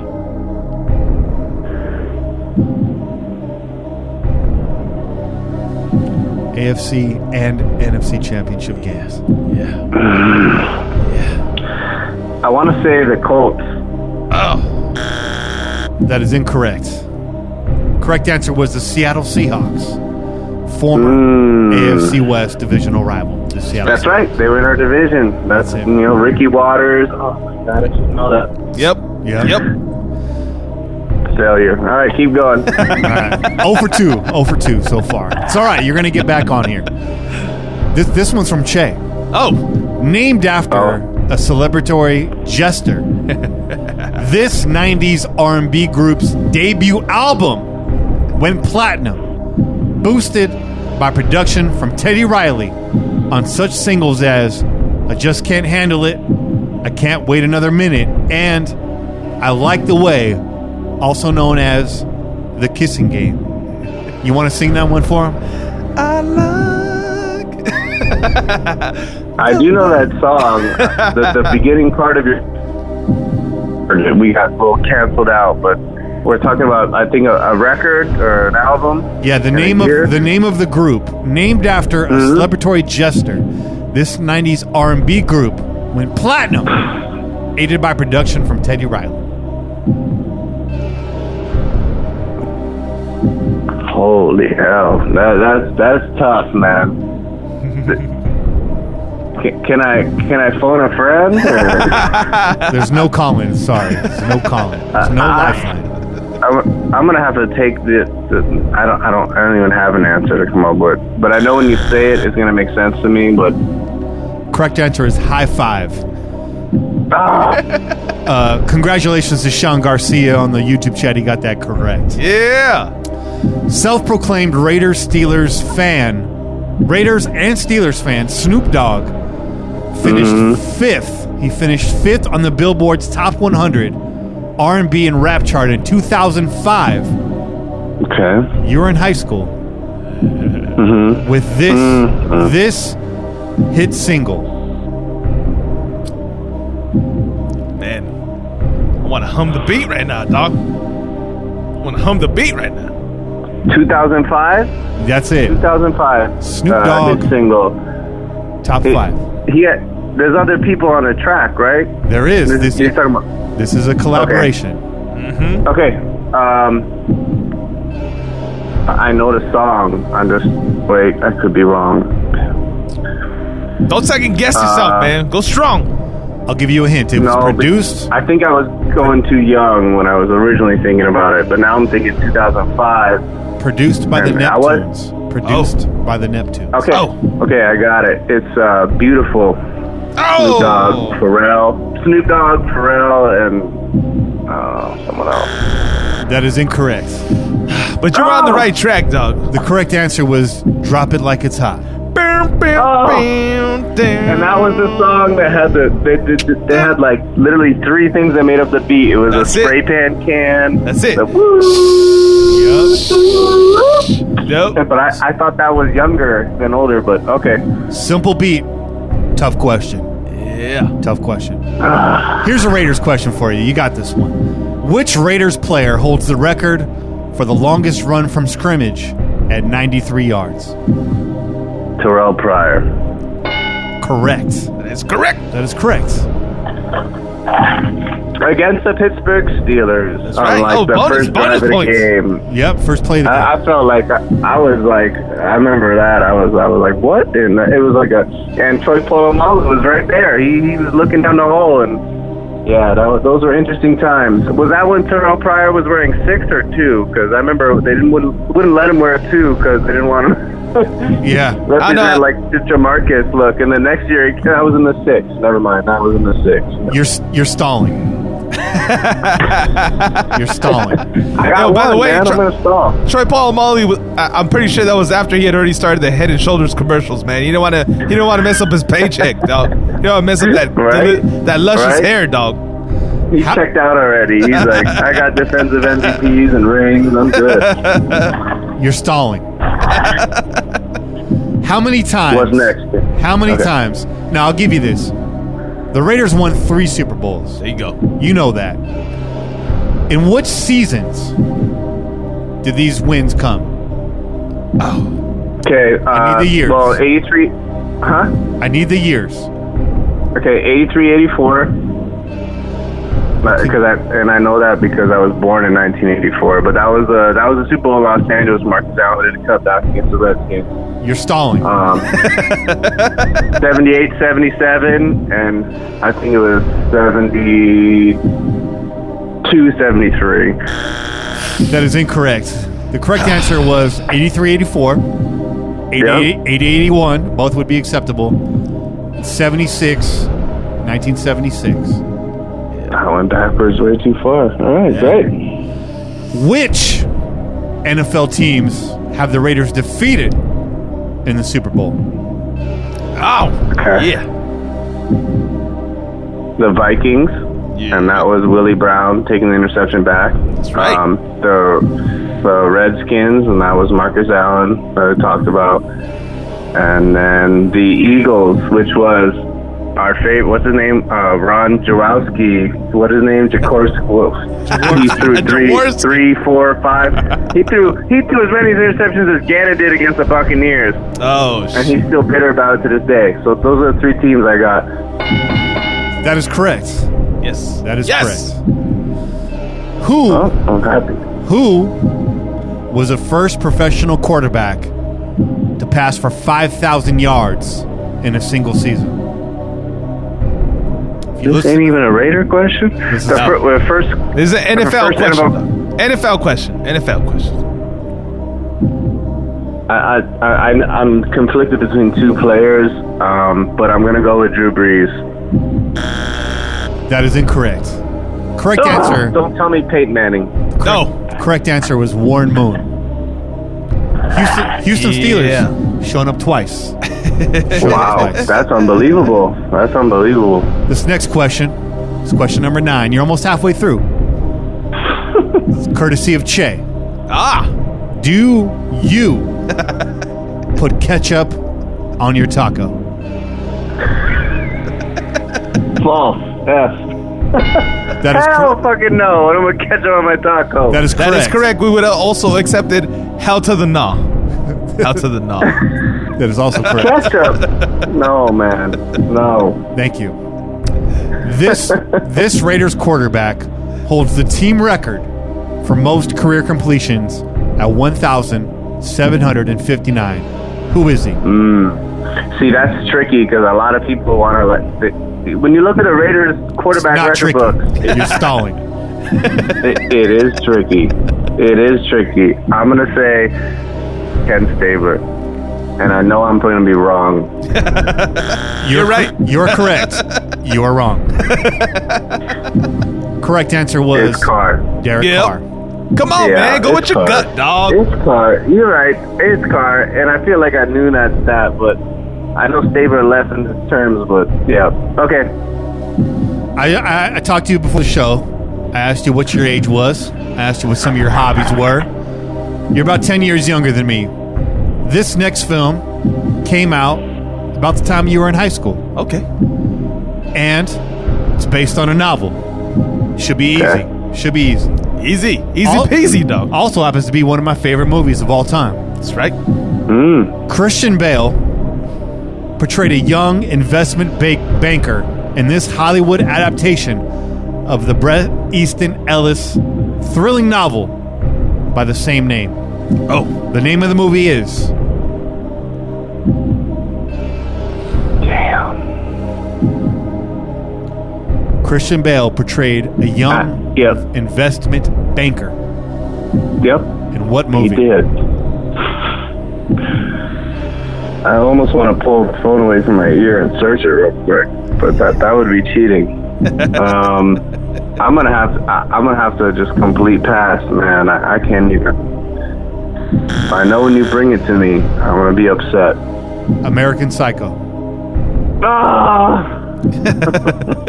Great movie. How many times have I watched that? Oh Lord. Sean sweating like I just pulled out my business card right now. Yep, exactly. Or more so. In what year was the Oakland Raiders franchise founded? This is on every 2-minute drill. Yeah, it is. It should be. A staple. It's in the 60s. It's 1960s. Correct. That is correct. 1960s. That is correct. 1960. I was trying to help you out there. I know I have a a hoodie I bought my wife like a long time ago established, and it reminds me. But it's weird because you got the AFL and the regular, and then the regular turnover into the NFL reorg. But 1960, boom. You're stalling. I have to, man. What they got? 3 right? 4, dog. 4. Give yourself some credit, dog. Might be my new catchphrase by the time this is over. You're stalling. You only need 3 more right to take the lead, Sean. 3 more right. I can do it. Are you ready? I can do it. Are you ready to continue? I'm ready to continue. What is the fear of the color silver known as? What is the what? The fear of the color silver. The fear of the color. It is a phobia. The fear of the color silver. You're stalling!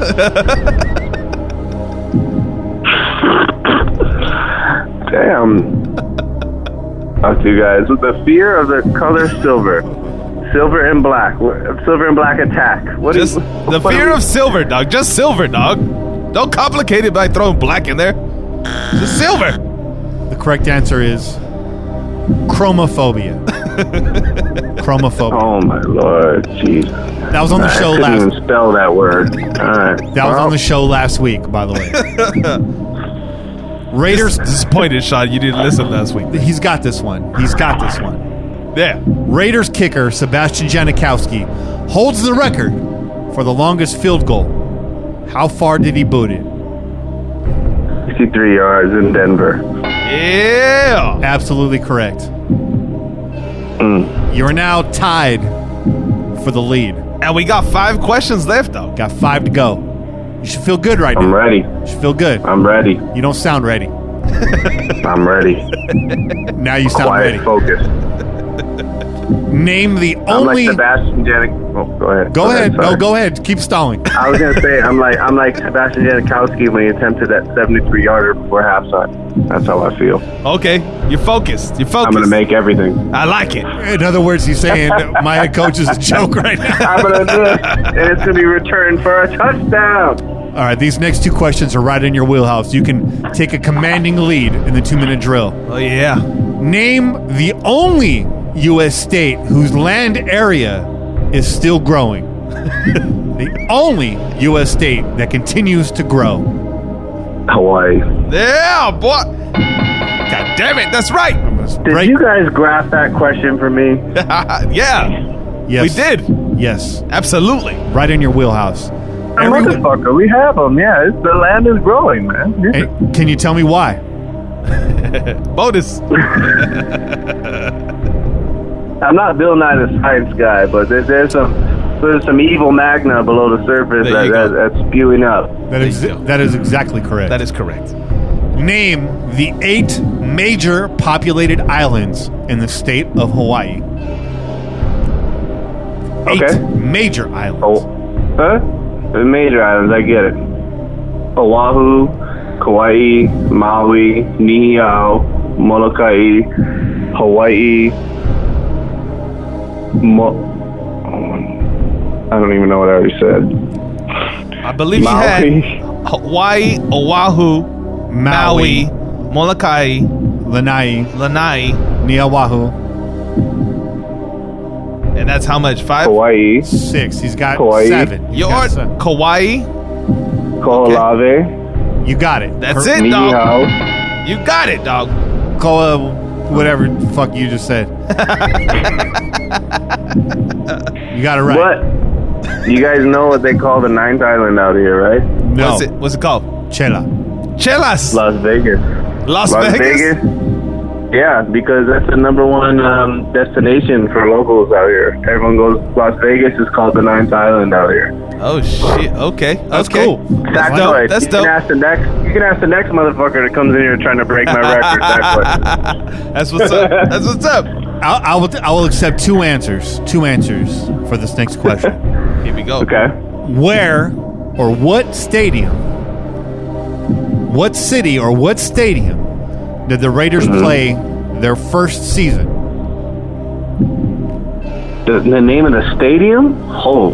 In their first season, though. Their first season. Inaugural season, if you will. That is brutal. And I feel like once I know this, I'll never. Okay, first season. Is he stalling? No, I think he's thinking. That was in the, so it was obviously in the 60s. So they were obviously displaced in the 60s in the Bay Area. So I'm going to have to go with, when I say this, I know I'm going to be wrong. I'm just saying Candlestick Park. Oh. That is incorrect. You could have gone with I the know it city, is. though. You could have gone with the city and you would have been right. You would have been right. It is Kezar Stadium. In San Francisco, dog. Very small. If you ever get a chance, Kezar Stadium's located at the mouth of Golden Gate Park right there in Haight-Ashbury. Very small stadium. Good parking over there, by the way. If you're looking There's a lot of parking in that area. if you're looking for some good parking in the Haight area. You're gonna like this question, Che. You're not, Sean. But you're in middle school, so you might have been watching this. This claymation-based sitcom created by Eddie Murphy ended after just 3 seasons on the air. But it was fucking amazing. This claymation-based sitcom, created by Eddie Murphy, scored by George Clinton, You're damn right. ended after just 3 seasons on the air.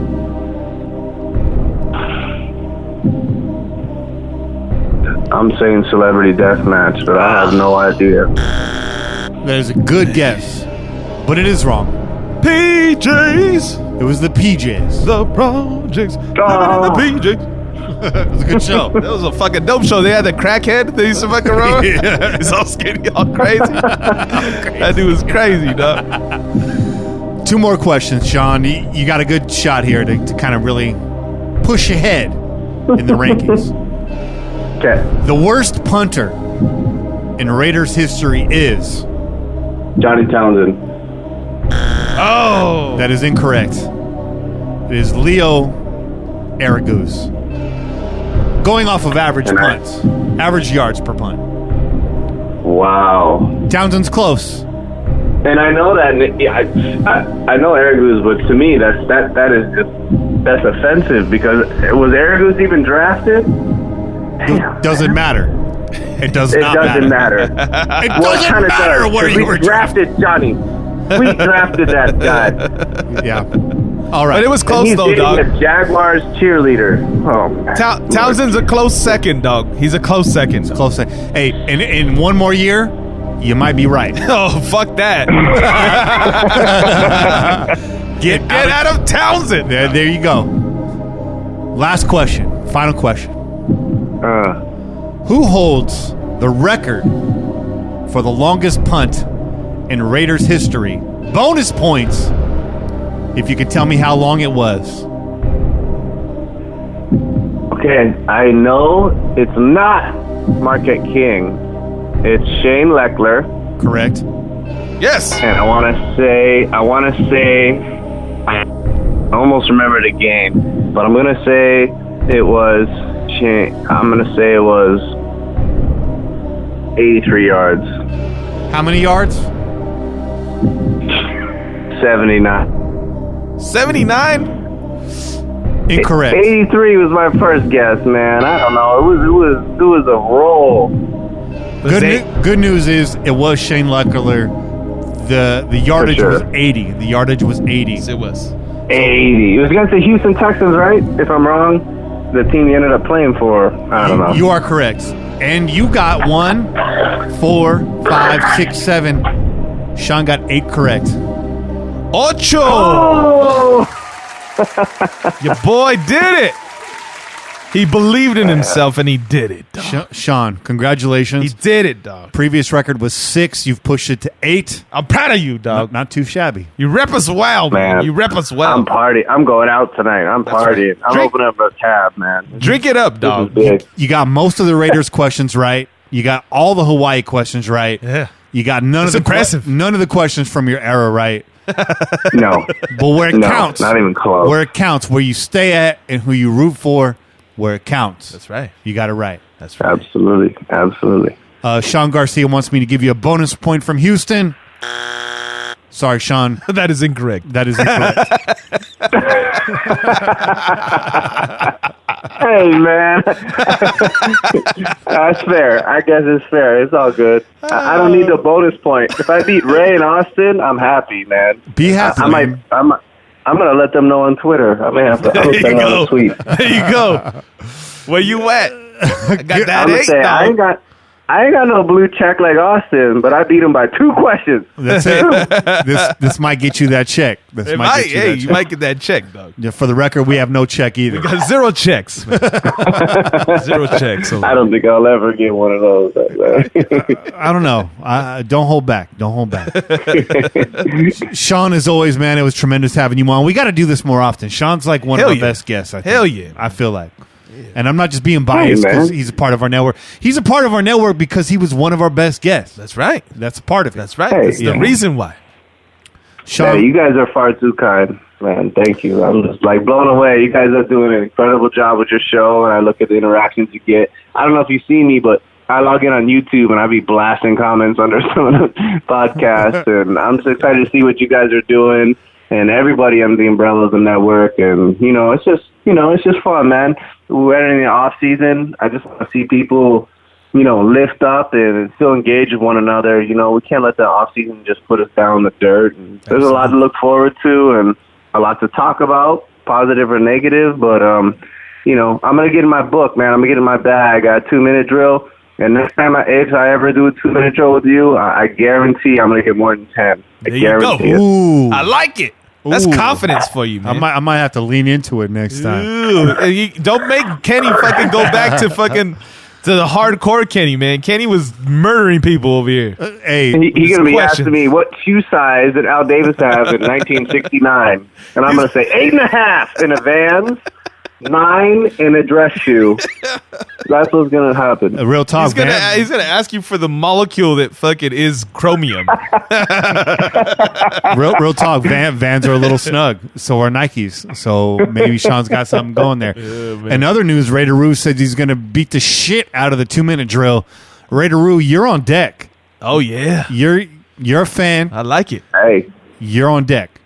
Yeah. Raider Roo, by the way, tailgate MVP. He is tailgate MVP, so I don't put anything past him, dog. That's Sean Hildebrandt, future tailgate MVP. That's true. Because they're coming back to Oakland next year. Hey, man, that's what I really, really, really, really want. I got my second, child coming out in July. My sister gets married in September. I'll be out in Southern California. But after that, man, I really, really, really want to be out there in Oakland. I really hope it happens like that. I want to be under you guys' expensive pop-up tent with your logo graphic. Wait a minute. You shit. I'll be buying mad food and drinks, man. That's what I'll bring to the table. That's what's up. Wait a minute. I'm getting a vision from the future. Getting a vision here. Uh-oh. Getting a vision. The entire Crow's Nest network will assemble next year in Oakland. Ooh, but we will that'd be big. We will get blackout drunk. That's right. And the tent will never be assembled. And we'll be saved by Andrea, Jenny, and Heidi. They'll save us. And I know. Kane will be kicking me, my ribs, waking me up. And the good doc says he got 13 right, but the good doc also had Google at his fingertips. No. Hey, look, I got to have a drink with good doc. Had a good time with good doc. Had a good time. I actually believe him. But that's the awesome, good doc man. says he's got your number. Sean, man, I hope you had a good time. The good news is the next time you're about to get into an argument with your wife, you're going to feel this is easy. Well, that's actually, you're right, because I can't just say I don't know. It's all smooth sailing from here, bro. It's all smooth sailing. He's going to say, what restaurant do we eat at on our first anniversary? I'm going to be sweating bullets. But, I need to use the restroom. Let me phone a friend. It don't work like that. She'd be like, what restaurant did we have our anniversary dinner at? You're going to be like, what 1990 R&B group went platinum off production of Teddy Riley? She'd be like, what the fuck? She's like, it was you're playing stalling in the background. Yeah. You're stalling. Oh, man. Why are you stalling? If you want an answer, you give me an answer. You want an answer, give me an answer, all right? See, the stalling, that's a bullying tactic, man. Some of those questions was fierce, man. Sean, I'm proud that you have the record right now. I really am. I'm glad that you have it. That's good. I like Sean right now in the rafters. Yeah. You're in the rafters right now, Sean. But Rue and the doc, they're coming for your number. Yeah. And I'm sure that somebody will get it because I'm completely dissatisfied with myself for a lot of that. But, nonetheless, now I get to roast Ray and Austin. Those guys are scrubs to me now. Well, Sean, we're up against it right now. It's almost 10 o'clock. We got to get Kane on here. As you know, he wakes up real early every morning. So, man, thanks for coming on the show, and I'll probably see you in the chat in a matter of moments. Absolutely. Hey, much love. Love you guys. Shout out to everybody, and Kane's the man. So I'll be listening live to you guys and kill it, man. Bet. Have a good rest of your Martin Luther King Day. Much respect. Peace. Peace out, brother. Peace. All right. Peace, guys. Yeah. Oh. Sean, man. Hey, man. New record right there. I like that. I'm smiling right now. I'm happy. I like it too. 8 out of 20 ain't bad on the 2-minute drill. It's pretty damn good, man. Yeah. Considering how hard Kenny makes a fucking 2-minute drill. You're not meant to win. I threw a few of them in there. Nobody's talking shit about Alex Trebek. Let me just say. It's true. Jeopardy ain't easy. Hey, you got to earn it. Yeah. You might have Alex Trebek beat though. I'm just saying. Maybe. Alex Trebek's kind of an asshole though. So, let's take a quick break. I gotta hit the head. Yep, me too. Well, not together. Not together. Don't no. cross the streams, Ray. Man, this might be TMI, but when we were kids, Ghostbusters was like the new hotness. That's right. And my daycare was always the buddy system, and it would always be don't cross the stream. They would literally send us to bathroom in pairs. Like, I'd be like, I'm 7 years old. I'm 6 years old. I got this. Like, yeah. I've been doing this. I'm good. I've been peeing by myself. I'm good. I know how it works. But yeah, don't cross the streams. Don't cross the streams. Anyways, we're gonna take a quick break. Che, you got anything before we get out of here? Nah, man. Let's take this break so we can get back to these callers. Let's do it. All right, man. We out here. Peace. Go Raiders.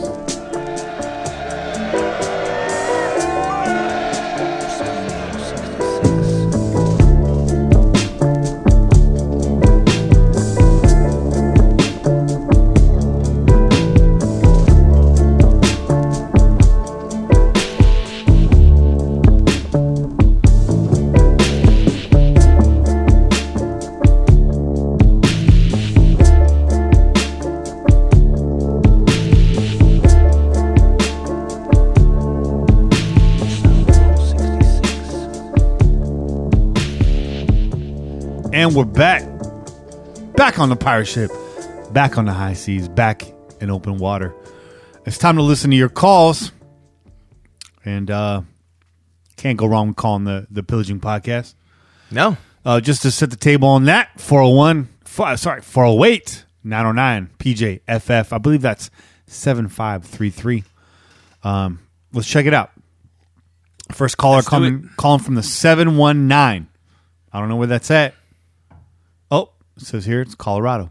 Let's go. Okay. Hey, Pillagers. This is Hardcore Raider calling from Colorado. Love the show. Listen to you guys all the time. Just got done listening to your last show talking about the draft and needs for the draft and offensive line. And, you know, as much as I hate to swallow the pill and as much as I love Josh Allen, you know, I think you guys are right that we need to protect Derek Carr. No matter if it was Derek Carr or Tom Brady, if you can't protect him, I mean, you're not going to be able to do anything. However, drafting a guy at 4 is a little steep. So, like, how do we make this work? My number one team I hate is the Broncos and then the Chiefs. But, I mean, I can't stand the Broncos. Agreed. However, and I actually flew out to Cali. I was at that Bronco game. The game was amazing. Got to slap hands with Derek Carr. Got a picture with Mark Davis. It was pretty electric there. But anyways, why? He said slap hands like he was hanging out with the fucking water boy, Doug. I took a picture. I took a picture of Mark Davis dodging Kane's question at Ricky's. Now he didn't dodge it. He answered it. I still took a picture. You know, Von Miller after the game, he had said, kind of give a shout out to Raider Nation and said it's like me against the world mentality, and you know that's what you want. That's the way football is meant to be played. And if you just look at the chemistry with him and Carr, and you know from Pro Bowls to you know the mic'd up session, I mean they have a chemistry. And in my opinion, I mean Von Miller is, you know, if you look at his character and who he is and how he plays, like that is a definition of what I think of as a Raider. Now, to get Von Miller, it'd be a pretty steep price tag. I do think that Von Miller will play for the Raiders at some point in time in his career. Hopefully, maybe we can get something done this year. So it's going to sound crazy and absurd, and you know we have to give up probably quite a bit, and it's like sleeping with the enemy. So it really hurts me to even talk about it. But what if we traded our 4th pick to the Broncos? We get number 10. They get 4. Casey Keenum's not cutting it for them. He's maybe got a year or two, you know, in that system. and he's going to be out the door. They need a quarterback. So we give them our 4 pick. We get the 10th pick. We get Von Miller. The Raiders get Von Miller, and Von Miller becomes a Raider, and we give him maybe a 3rd or 4th round pick. I don't think we should give him a 2nd, but, you know, and it might hurt us down the road, but all I know is we'd be able to get our offensive linemen. We'd still be able to get a defensive end like Von Miller, and it would come at a steep price, and it's like against everything of being a Raider, but at the end of it, I mean, Von Miller's a Raider, and he needs to wear the silver and black, and that would be an awesome addition to our team and the future in our organization. Tell me what you guys think. Thanks. Bye. Giving up the 4th for a 10th and getting Von Miller in return. What do you think, Che? I don't know, man. He's 29 years old. 29 years old. So he's still got a little left. He's still got a little left. Is it likely? Is it likely? I'm going to be on the side of no, that it's likely. The Denver Broncos are trading within the division on draft day to give up their premier pass rusher. Yeah. Probably not. All those things. Would you be mad? I don't know, man. You know, that's debatable because obviously we know what Von's he's produced. You know, he gets after the quarterback, dog. But there's also been seasons where, I mean, he doesn't necessarily change things for the team. Like, he's got to have like a good group around him. You know what I mean?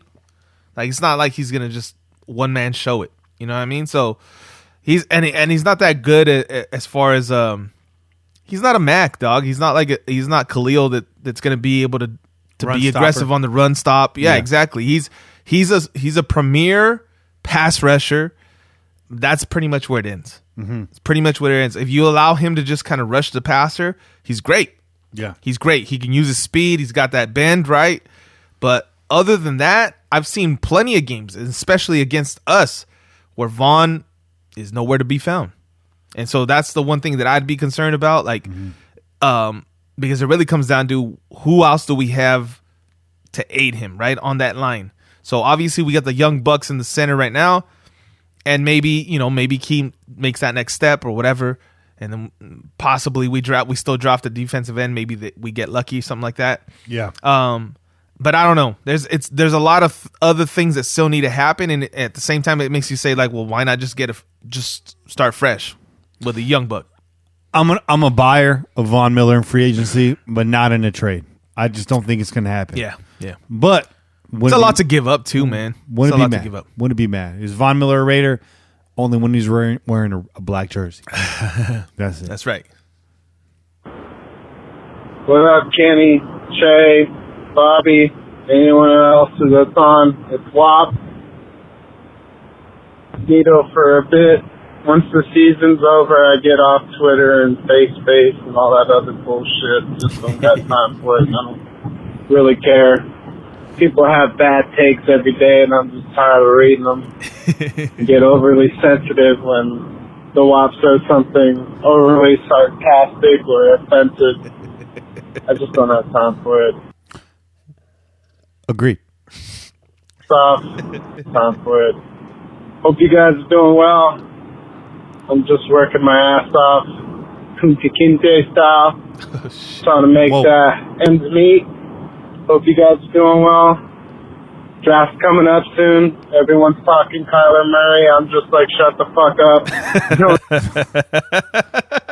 Accurate. Waffle, man. He pulls no punches, though. No punches are Pulls pulled. no punches. None. We need another quarterback. We need a good offensive line and some fucking defense with linebackers and everything else in the woodwork. I mean, what else can we say? We're a fucking disaster. We need to get fixed faster. Getting a small Muggsy Bogues for a quarterback is not going to help us not one fucking bit. Wop out. Not a whole lot to say there. Just I agree. Yeah. Kyler Murray's not the answer. I don't think he is, dog. Just get off. Was he 5'9", 5'8"?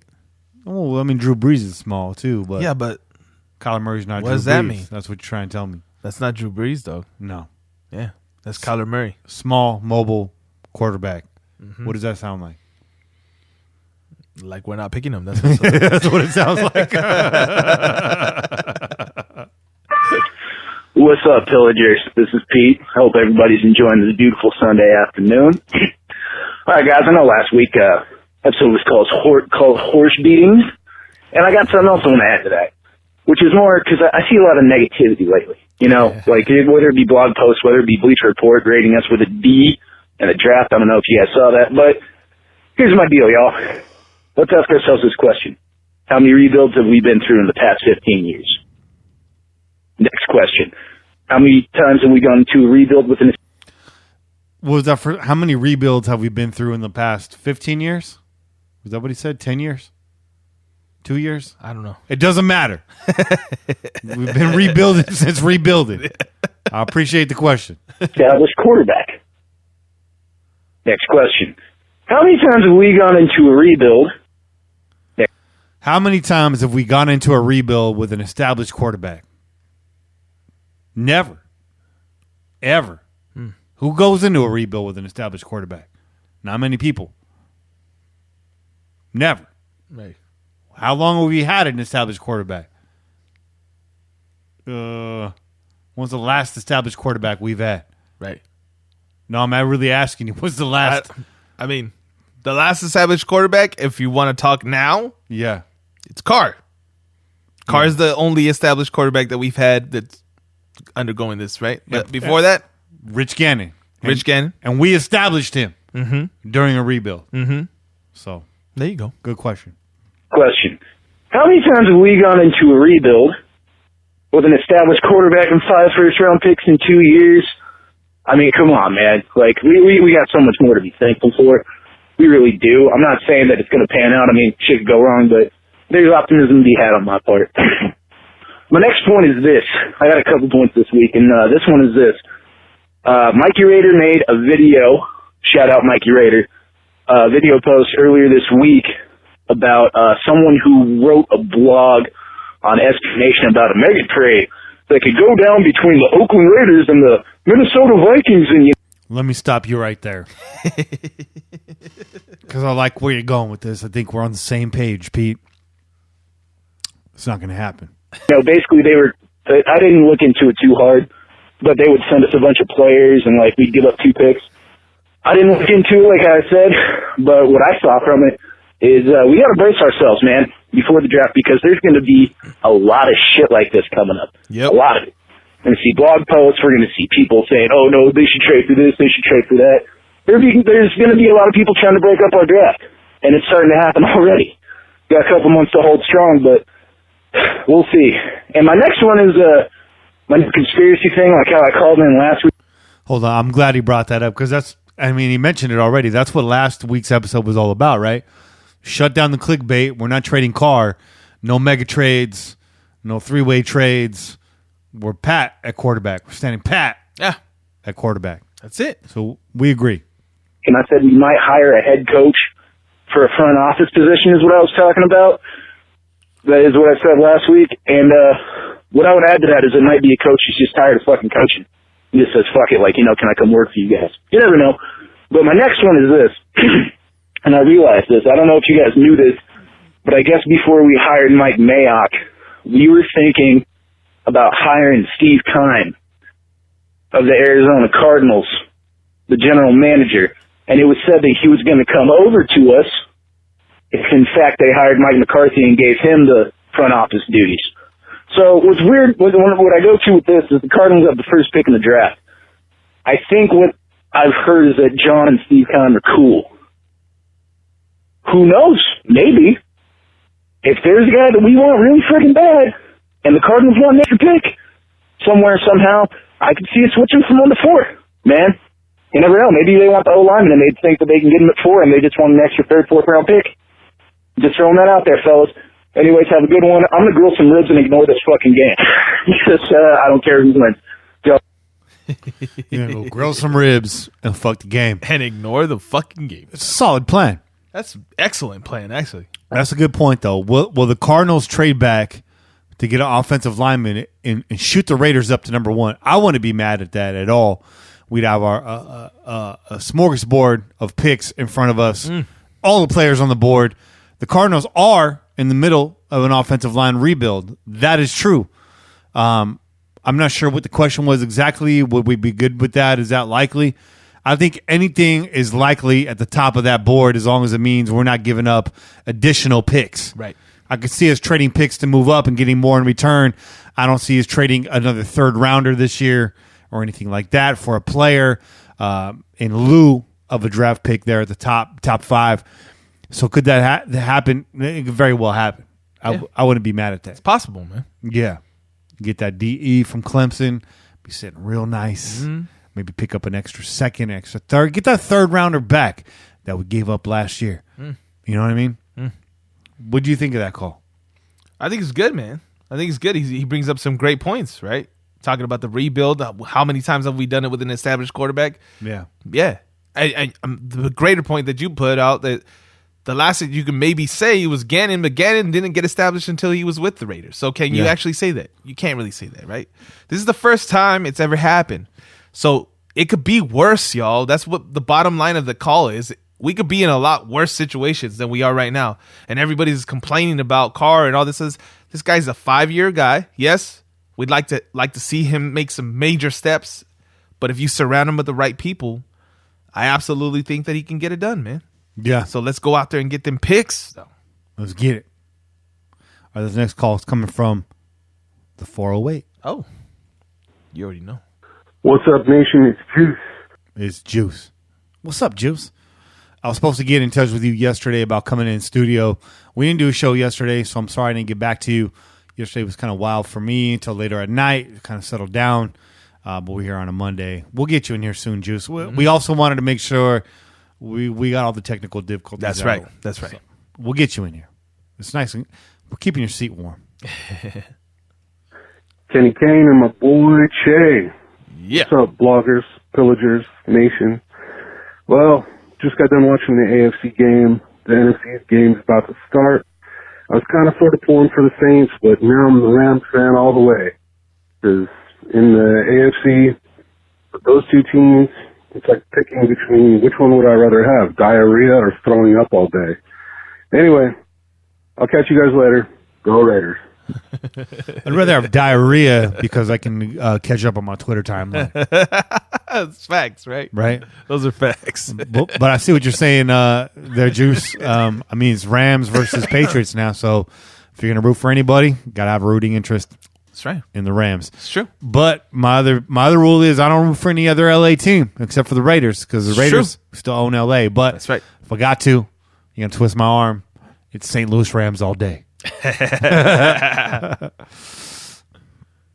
Let's see. This is coming from the 816. What's up, y'all? This your boy, Gent. That's right. This is my boy, Chance. Boy, gee. Jent's the one that put me on the KC Sports Talk post-loss, by the way. Because when I went out there for the KC game, we just steady listened to the KC Sports Radio. It was hilarious.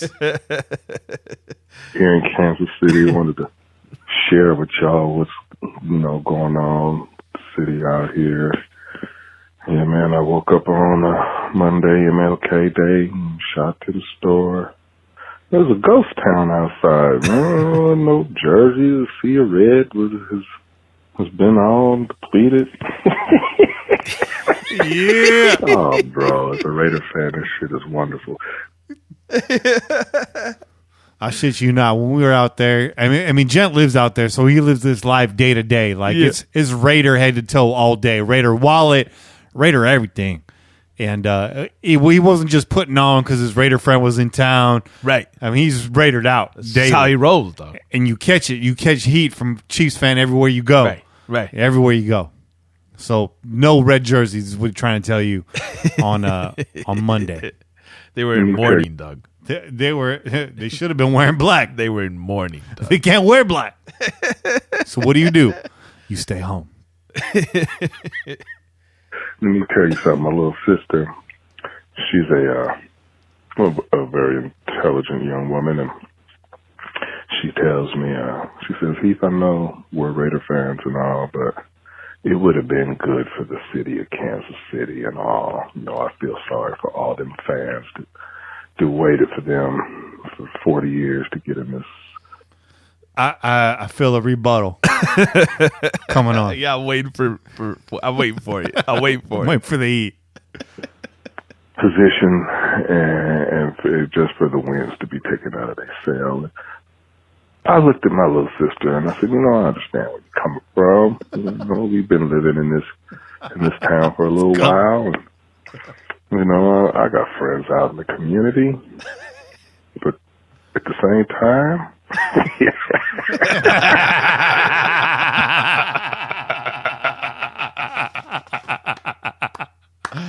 He still got half the call to go. I don't even need to play anymore, but we still got half the call to go. So, bro, they wasn't talking that shit in 2001 and 2002. They didn't feel sorry for us, not one bit. Yeah. And shoot, into 2000 for that bit. Yeah. So, nah, I didn't feel sorry for the Chief fans at all. That shit was glorious. To see them suffer. It was kind of, it was the Patriots that sent them, but like my boy Kenny said, I ain't mad at the Patriots for the tuck rule. Shit. They didn't make the call on the field. It's true. That was the NFL. thank you. So the Patriots ain't doing nothing that we ain't did. And you go back to the beginning and look at the record book, bro. See how many AFC championships we've been to. In a row back in the day. Yeah. And just check that out. And then you'll know that the Patriots ain't doing nothing new. And they're about to fall off. Because all good things must come to an end. It's true. And when you at the bottom, the only way to go is up. So go Raiders. Yeah. Always the truth. Hell yeah, man. Man. Keeps it real, though. Yeah. You know, Gent's got a full recording studio down there. That's what's up. It needs to be. Me and him, we're supposed to be doing these mini episodes. I can't carve out the time to make it happen. Behind the Enemy Lines podcast never got off the ground. Maybe needs to just at least be a segment here on the show. Or no, you know what? It has to be. It's got to be part of the Pillaging. If it's going to be a segment, it's got to be part of Pillaging. Right. I was going to say, or we could bring him on for the Crow's Nest, but now it makes more sense here. Oh, he'll be on there too. For there, yeah. But Yeah. I'm not saying he won't be on there too. Yeah, I'm just saying that segment makes more sense. And that's on me, but it's just we added a lot of new shit to the show this year and all that. So we're gonna get Jen on here more regularly next year. But my man's got a wealth of hip hop knowledge, especially Bay Area hip hop knowledge. So look for more from Jen in the very near future. I love him dearly. That's my brother right there. This is coming from the 831. I got a feeling this is a two-parter from your man Bobby Wasabi. What up, Kenny? What up, Che? It's your boy Bobby Wasabi here to call and talk a little shit. First off, I want to say is I called it. I done called it. I said it was going to happen. The Lambs and the Pats don't really care much for the AFC West outcome, but, you know, dude, that Lambs and Pats game, the Lambs and the Saints game was pretty fucking crazy, man. That whole no call shit, first off, I don't give a fuck. I saw a hell of a lot of face masks, and none of it was called. As far as I'm concerned, the Aints got away with a lot of shit. Aints. And that's what they is. They ain't, as in they ain't going nowhere. They ain't going to the big dance. What they is going to do, what Sean Payton is going to do is he's going to pack his librarian glasses and he's going to go make himself a mint julep or whatever the fuck it is. Legendary. A mint julep. That they drank down there. He's going to do that and he's going to chill out and watch the game like everybody else. By the way, the mint julep is known for the Kentucky Derby, but I've never been in New Orleans, so I ain't going to say he's wrong. It's the South, dog. It's the South, all right? I would say the Hurricane is more of a New Orleans drink. Oh, okay. But I digress, because I fucked with Bobby. And I'm interested to see where this is going. Yeah, me too. However, though, that Pats and Queefs game, that shit was fucking interesting as hell. It was pretty wild. Like I said, I was expecting to see like a sinkhole open up and just like, you know, just take all the fucking queefs and all the pets out. Just everybody, just take them there, and then that's it. And then like the sinkhole fills up, and game over. But it didn't happen. What did happen though was some bitch ass fucking roughing the passer call. That's what you call a weak sauce call on a bitch ass steak. That was fucking lame, but they gonna protect their boy, of course. Wilford Brimley, diabetes. Looks like your diabetes done flared up and you're done. Go home. Told you you wasn't gonna do nothing. You ain't never going. So just go ahead and just go have yourself a sugar-free candy or something. Hey, Andy Reid's gargling oatmeal right now, tonight. And Kermit the Mayholmes, no ketchup for you. You get nothing, my friend. As Kenny King Jr. would say, #send Pat Mahomes. You're done, son. So maybe it's time to try mustard or some shit. One thing I want to do, guys, is I want to apologize to my friend Dan at DC4L. Man, that ponche and those chelas had me kind of sore, and I forgot to give a shout out to the Chopping It Up podcast with Dan and friends. Man, Dan is making some funny ass stuff happen, and I completely forgot to give him a shout out last time I was there. I mean, y'all heard all them top 5 list that he had. The last one was that top 5 90s slow jams. That shit was hilarious as hell. But if y'all want to listen to something funny, give Dan a listen. That's right. Part 2. Here we go. Hey, fuck that. I wasn't done, man. Fucking Google phone. How dare you cut me off? Fucking conspiracist motherfuckers. Don't make me get all fucking Rusty Shackelford on your ass. Who owns Google again? Man, fuck those guys. The government owns Google. That's who.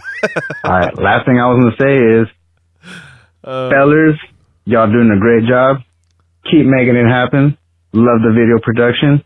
I'm going to get up out of here. Y'all make it happen. I'm going to twist the J and make torta de jamón like El Chavo del Ocho.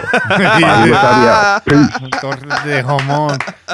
Con jitomate, bro. You got to get that jitomate, bro. Yeah, solid calls, man. Solid calls this week. Bobby Wasabi, was great having you in studio last week. Sorry about the technical difficulties. You'll have to get back down here so your appearance can live on. But once that red light went on, Bobby was real quiet. I'm not calling you out, Bobby. Hey, he was feeling that bunchin', dog. Like he said, he forgot all about Dan's Chopping It Up podcast. He forgot the shout outs and shit. He was feeling that punchin', and he let us know. He was like, I'm fucking warm right now. I'm feeling really warm right now. It got hot up in here real fast. That's what happens when you fuck around and put brandy in your damn punchin'. That was bourbon. Bourbon, that's right. That was right. Yeah, and it was hot bourbon. Something happens with liquor when you heat it up, because that hit me hard and fast. It does. It does hit you faster if you warm it up. So the punchin' was hot.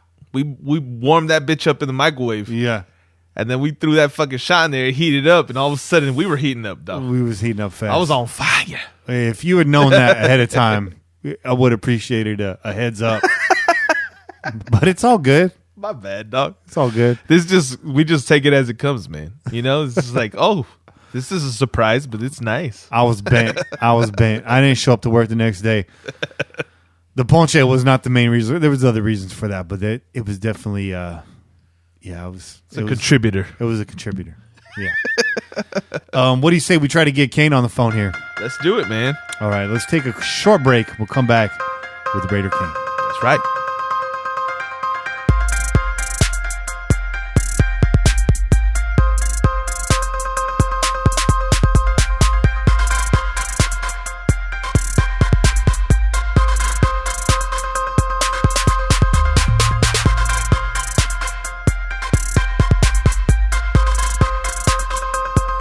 All right, and we're back. Unfortunately, no Kane this week. Unless he calls back here shortly, we'll get him right on. What I was saying here during the break is, Kane works early, man, real early. He was out there, and he works through any condition. He was working in the storms last week. Absolutely, yeah. That storm was wild. It was crazy, dog. It hit Monday, but then it came back Wednesday with a vengeance. Oh, yeah. But also, our boy Kane got snowed in. He was over in Reno. Oh, shit. Over the weekend, he got snowed in over there. He got turned back yesterday. on his way home. Damn. He told me Belle Biv DeVoe was actually performing out there. Oh, shit. I asked him if the whole crew was out there. He wasn't sure.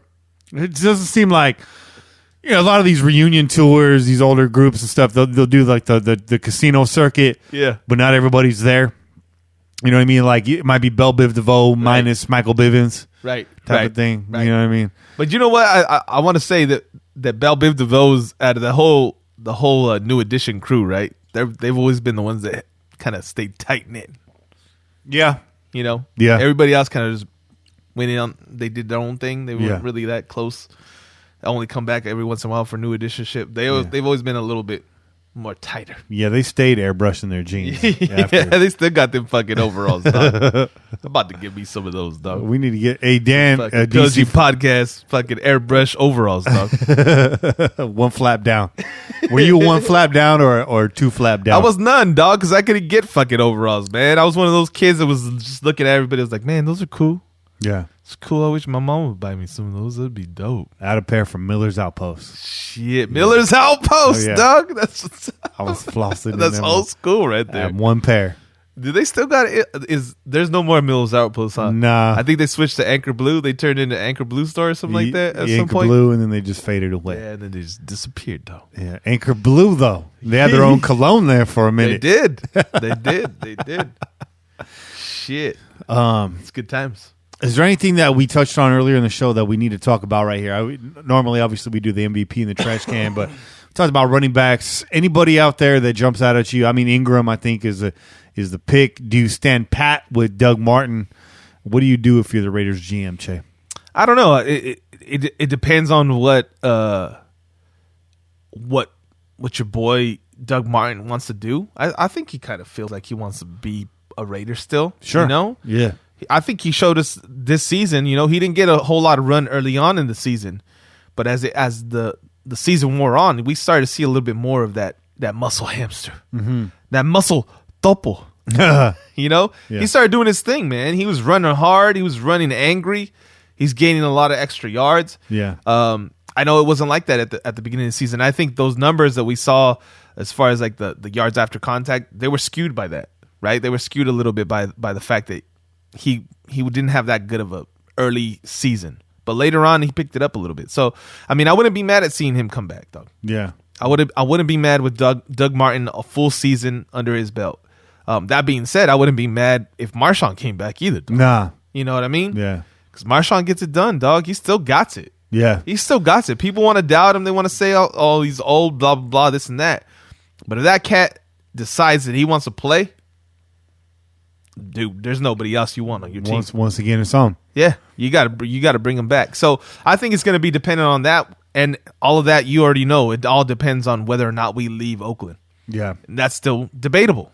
I said the Raiders go one more year with the vet running back, whether they bring back Marshawn, run with the topo con fuerza, or bring in a guy like Ingram, or even like I said, wild card there, Adrian Peterson. Like I said, not my choice, not your choice. No. But there's like little. But at the same time, the motherfucker did his damn thing this season. He did. Dog. Yeah, he came back with a vengeance, dog. Last season, it was like, that's it. Like, that's the end of Adrian Peterson. He can't find his, he can't find his place anymore. He can't get it done like he used to. And then the Redskins signed him. And I'll tell you right now, like, we did our fantasy football draft early on, the beginning of the season, and my cousin drafted him, and I was like, "What are you doing, dog? Why'd you draft that guy, dog? He's an old motherfucker, dog. Why'd you draft him so early?" And then all of a sudden, he had it right, man. Did his thing. He started doing his thing. So, yeah. I mean, you never know. I think he did show he still has a little bit left. How much he has left, you wouldn't commit a whole lot of time or money to that guy. You got to be trying to get him on a discount for sure. If you do bring him in, I wouldn't be mad at it, trying to see what he has left and if it doesn't work out, then you let him go for cheap. You know what I mean? You just drop him or whatnot.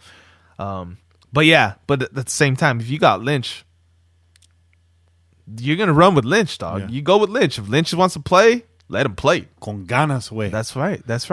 But Ingram, Ingram's not a bad Nah, he's not a bad. It's not a bad consolation. Not a at bad all. consolation, but he's going to cost us.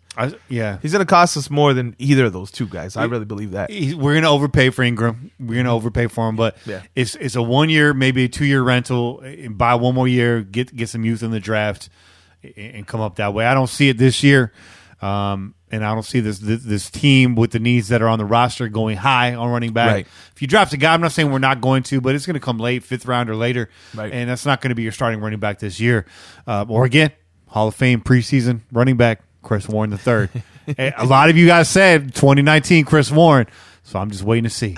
I'm just going to wait and see. Hey, I mean, the kid showed he could run the ball, man. I think the biggest thing that your boy Chucky had to say about him when everybody was giving him the Hall of Fame jacket already was he chuckled a little bit, and then he said, there's some other things he needs to get better at.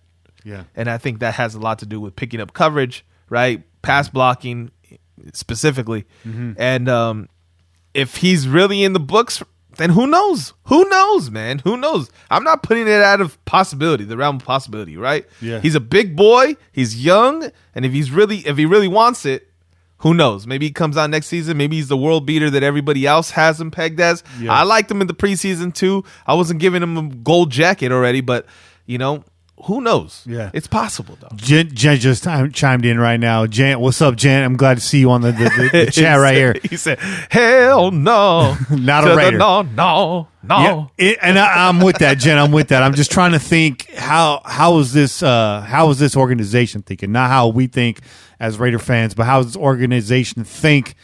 I could see John going after a vet like AP. I'm just throwing it out there. Again, it was a hot take. I tagged it myself. Hot take. Yeah. It's not something I agree with, but I wouldn't be shocked out of that list that we gave you at the top of the show. So we'll see what happens. Obviously, Ingram's on our list. He's on a lot of people's lists right now.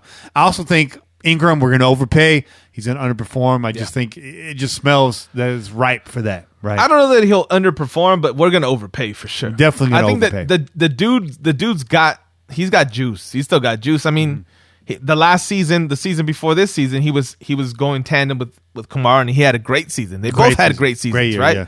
And then this season, he was hampered by the suspension. So we'll see what happens, dog. We'll see what happens. But don't underestimate the importance of running back in this system. I know a lot's been said during the Reggie year about how we undervalue the running back position, and that was a trend. It's starting to swing back the other way in the NFL, like it does, and we called that too. We said at the beginning of this year that we're going to start to see the reemergence of the running back in the NFL.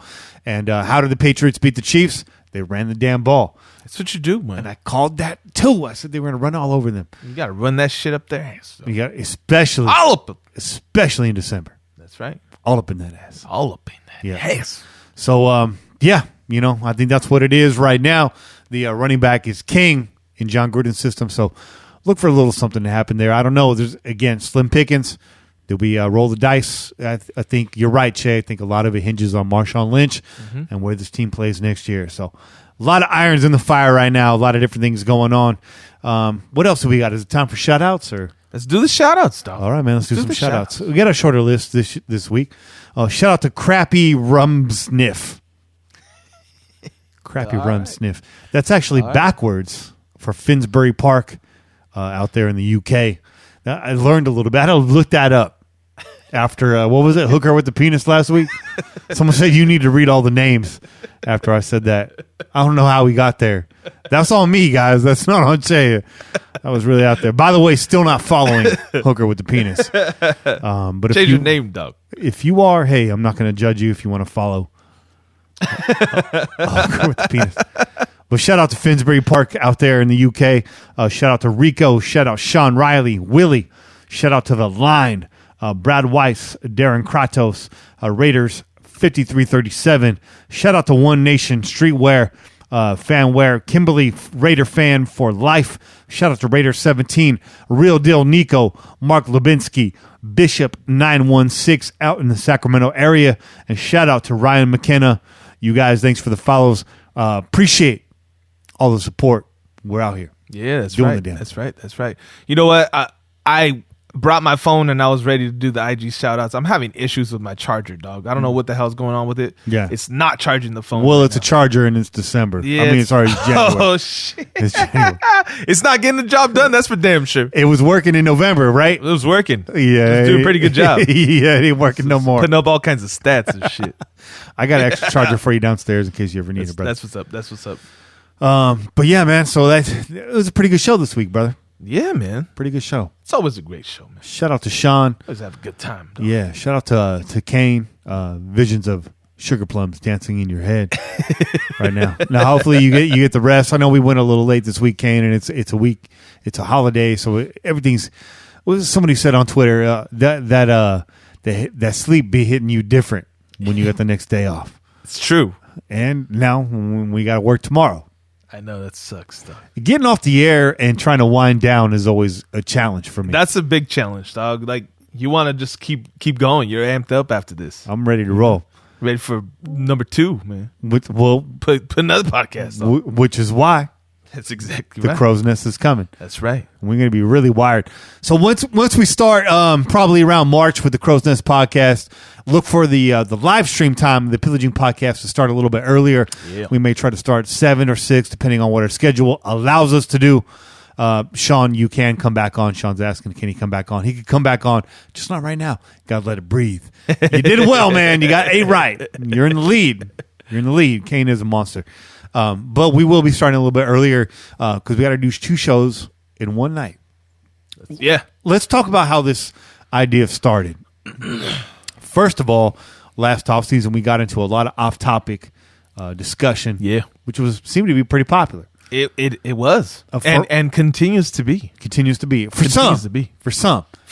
Not everybody. Not everybody buys into it. No. But there's a lot of you out there that appreciate the off-topic stuff. And when we get off the air here and we do the editing, Yeah. and then we have some chill time.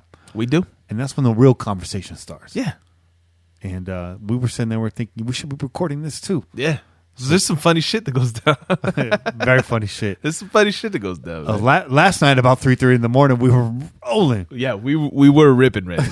We were ripping, but we were on one, man. We were just 3:30 in the morning, dog.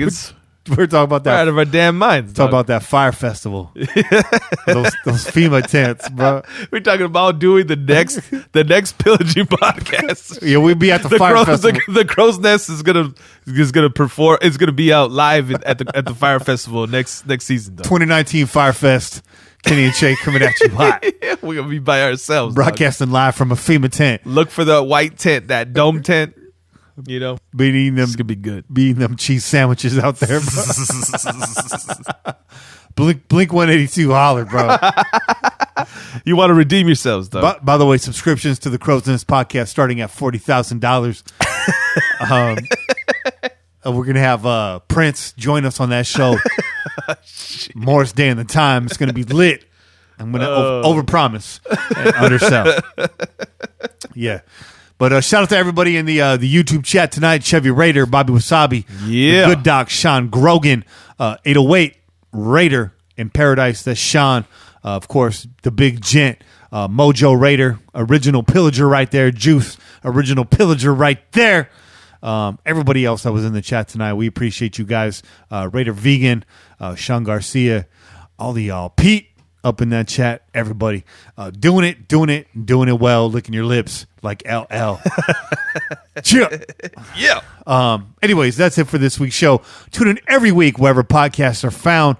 Call in and leave a message to be played on air at 408-909-PJFF. Download the official Pillaging app available for iOS and Android. Big shout out to DC4L Custom Tees. You already know where to get our gear. That's right. Please donate to the show. Find the donation link in all of our social media profiles. And be sure to listen to our sister podcast, Ladies of Darkness. And as always, keep the wind in your sails and the rub in your mug. And pillage on, Raider Nation. This has been a product of the Crow's Nest Podcast Network. That's right. I'm Kenny Stapler, joined as always By your boy Chet. and we out here. Peace. Go Raiders. Just when they like a freight train coming, you're blowing the town.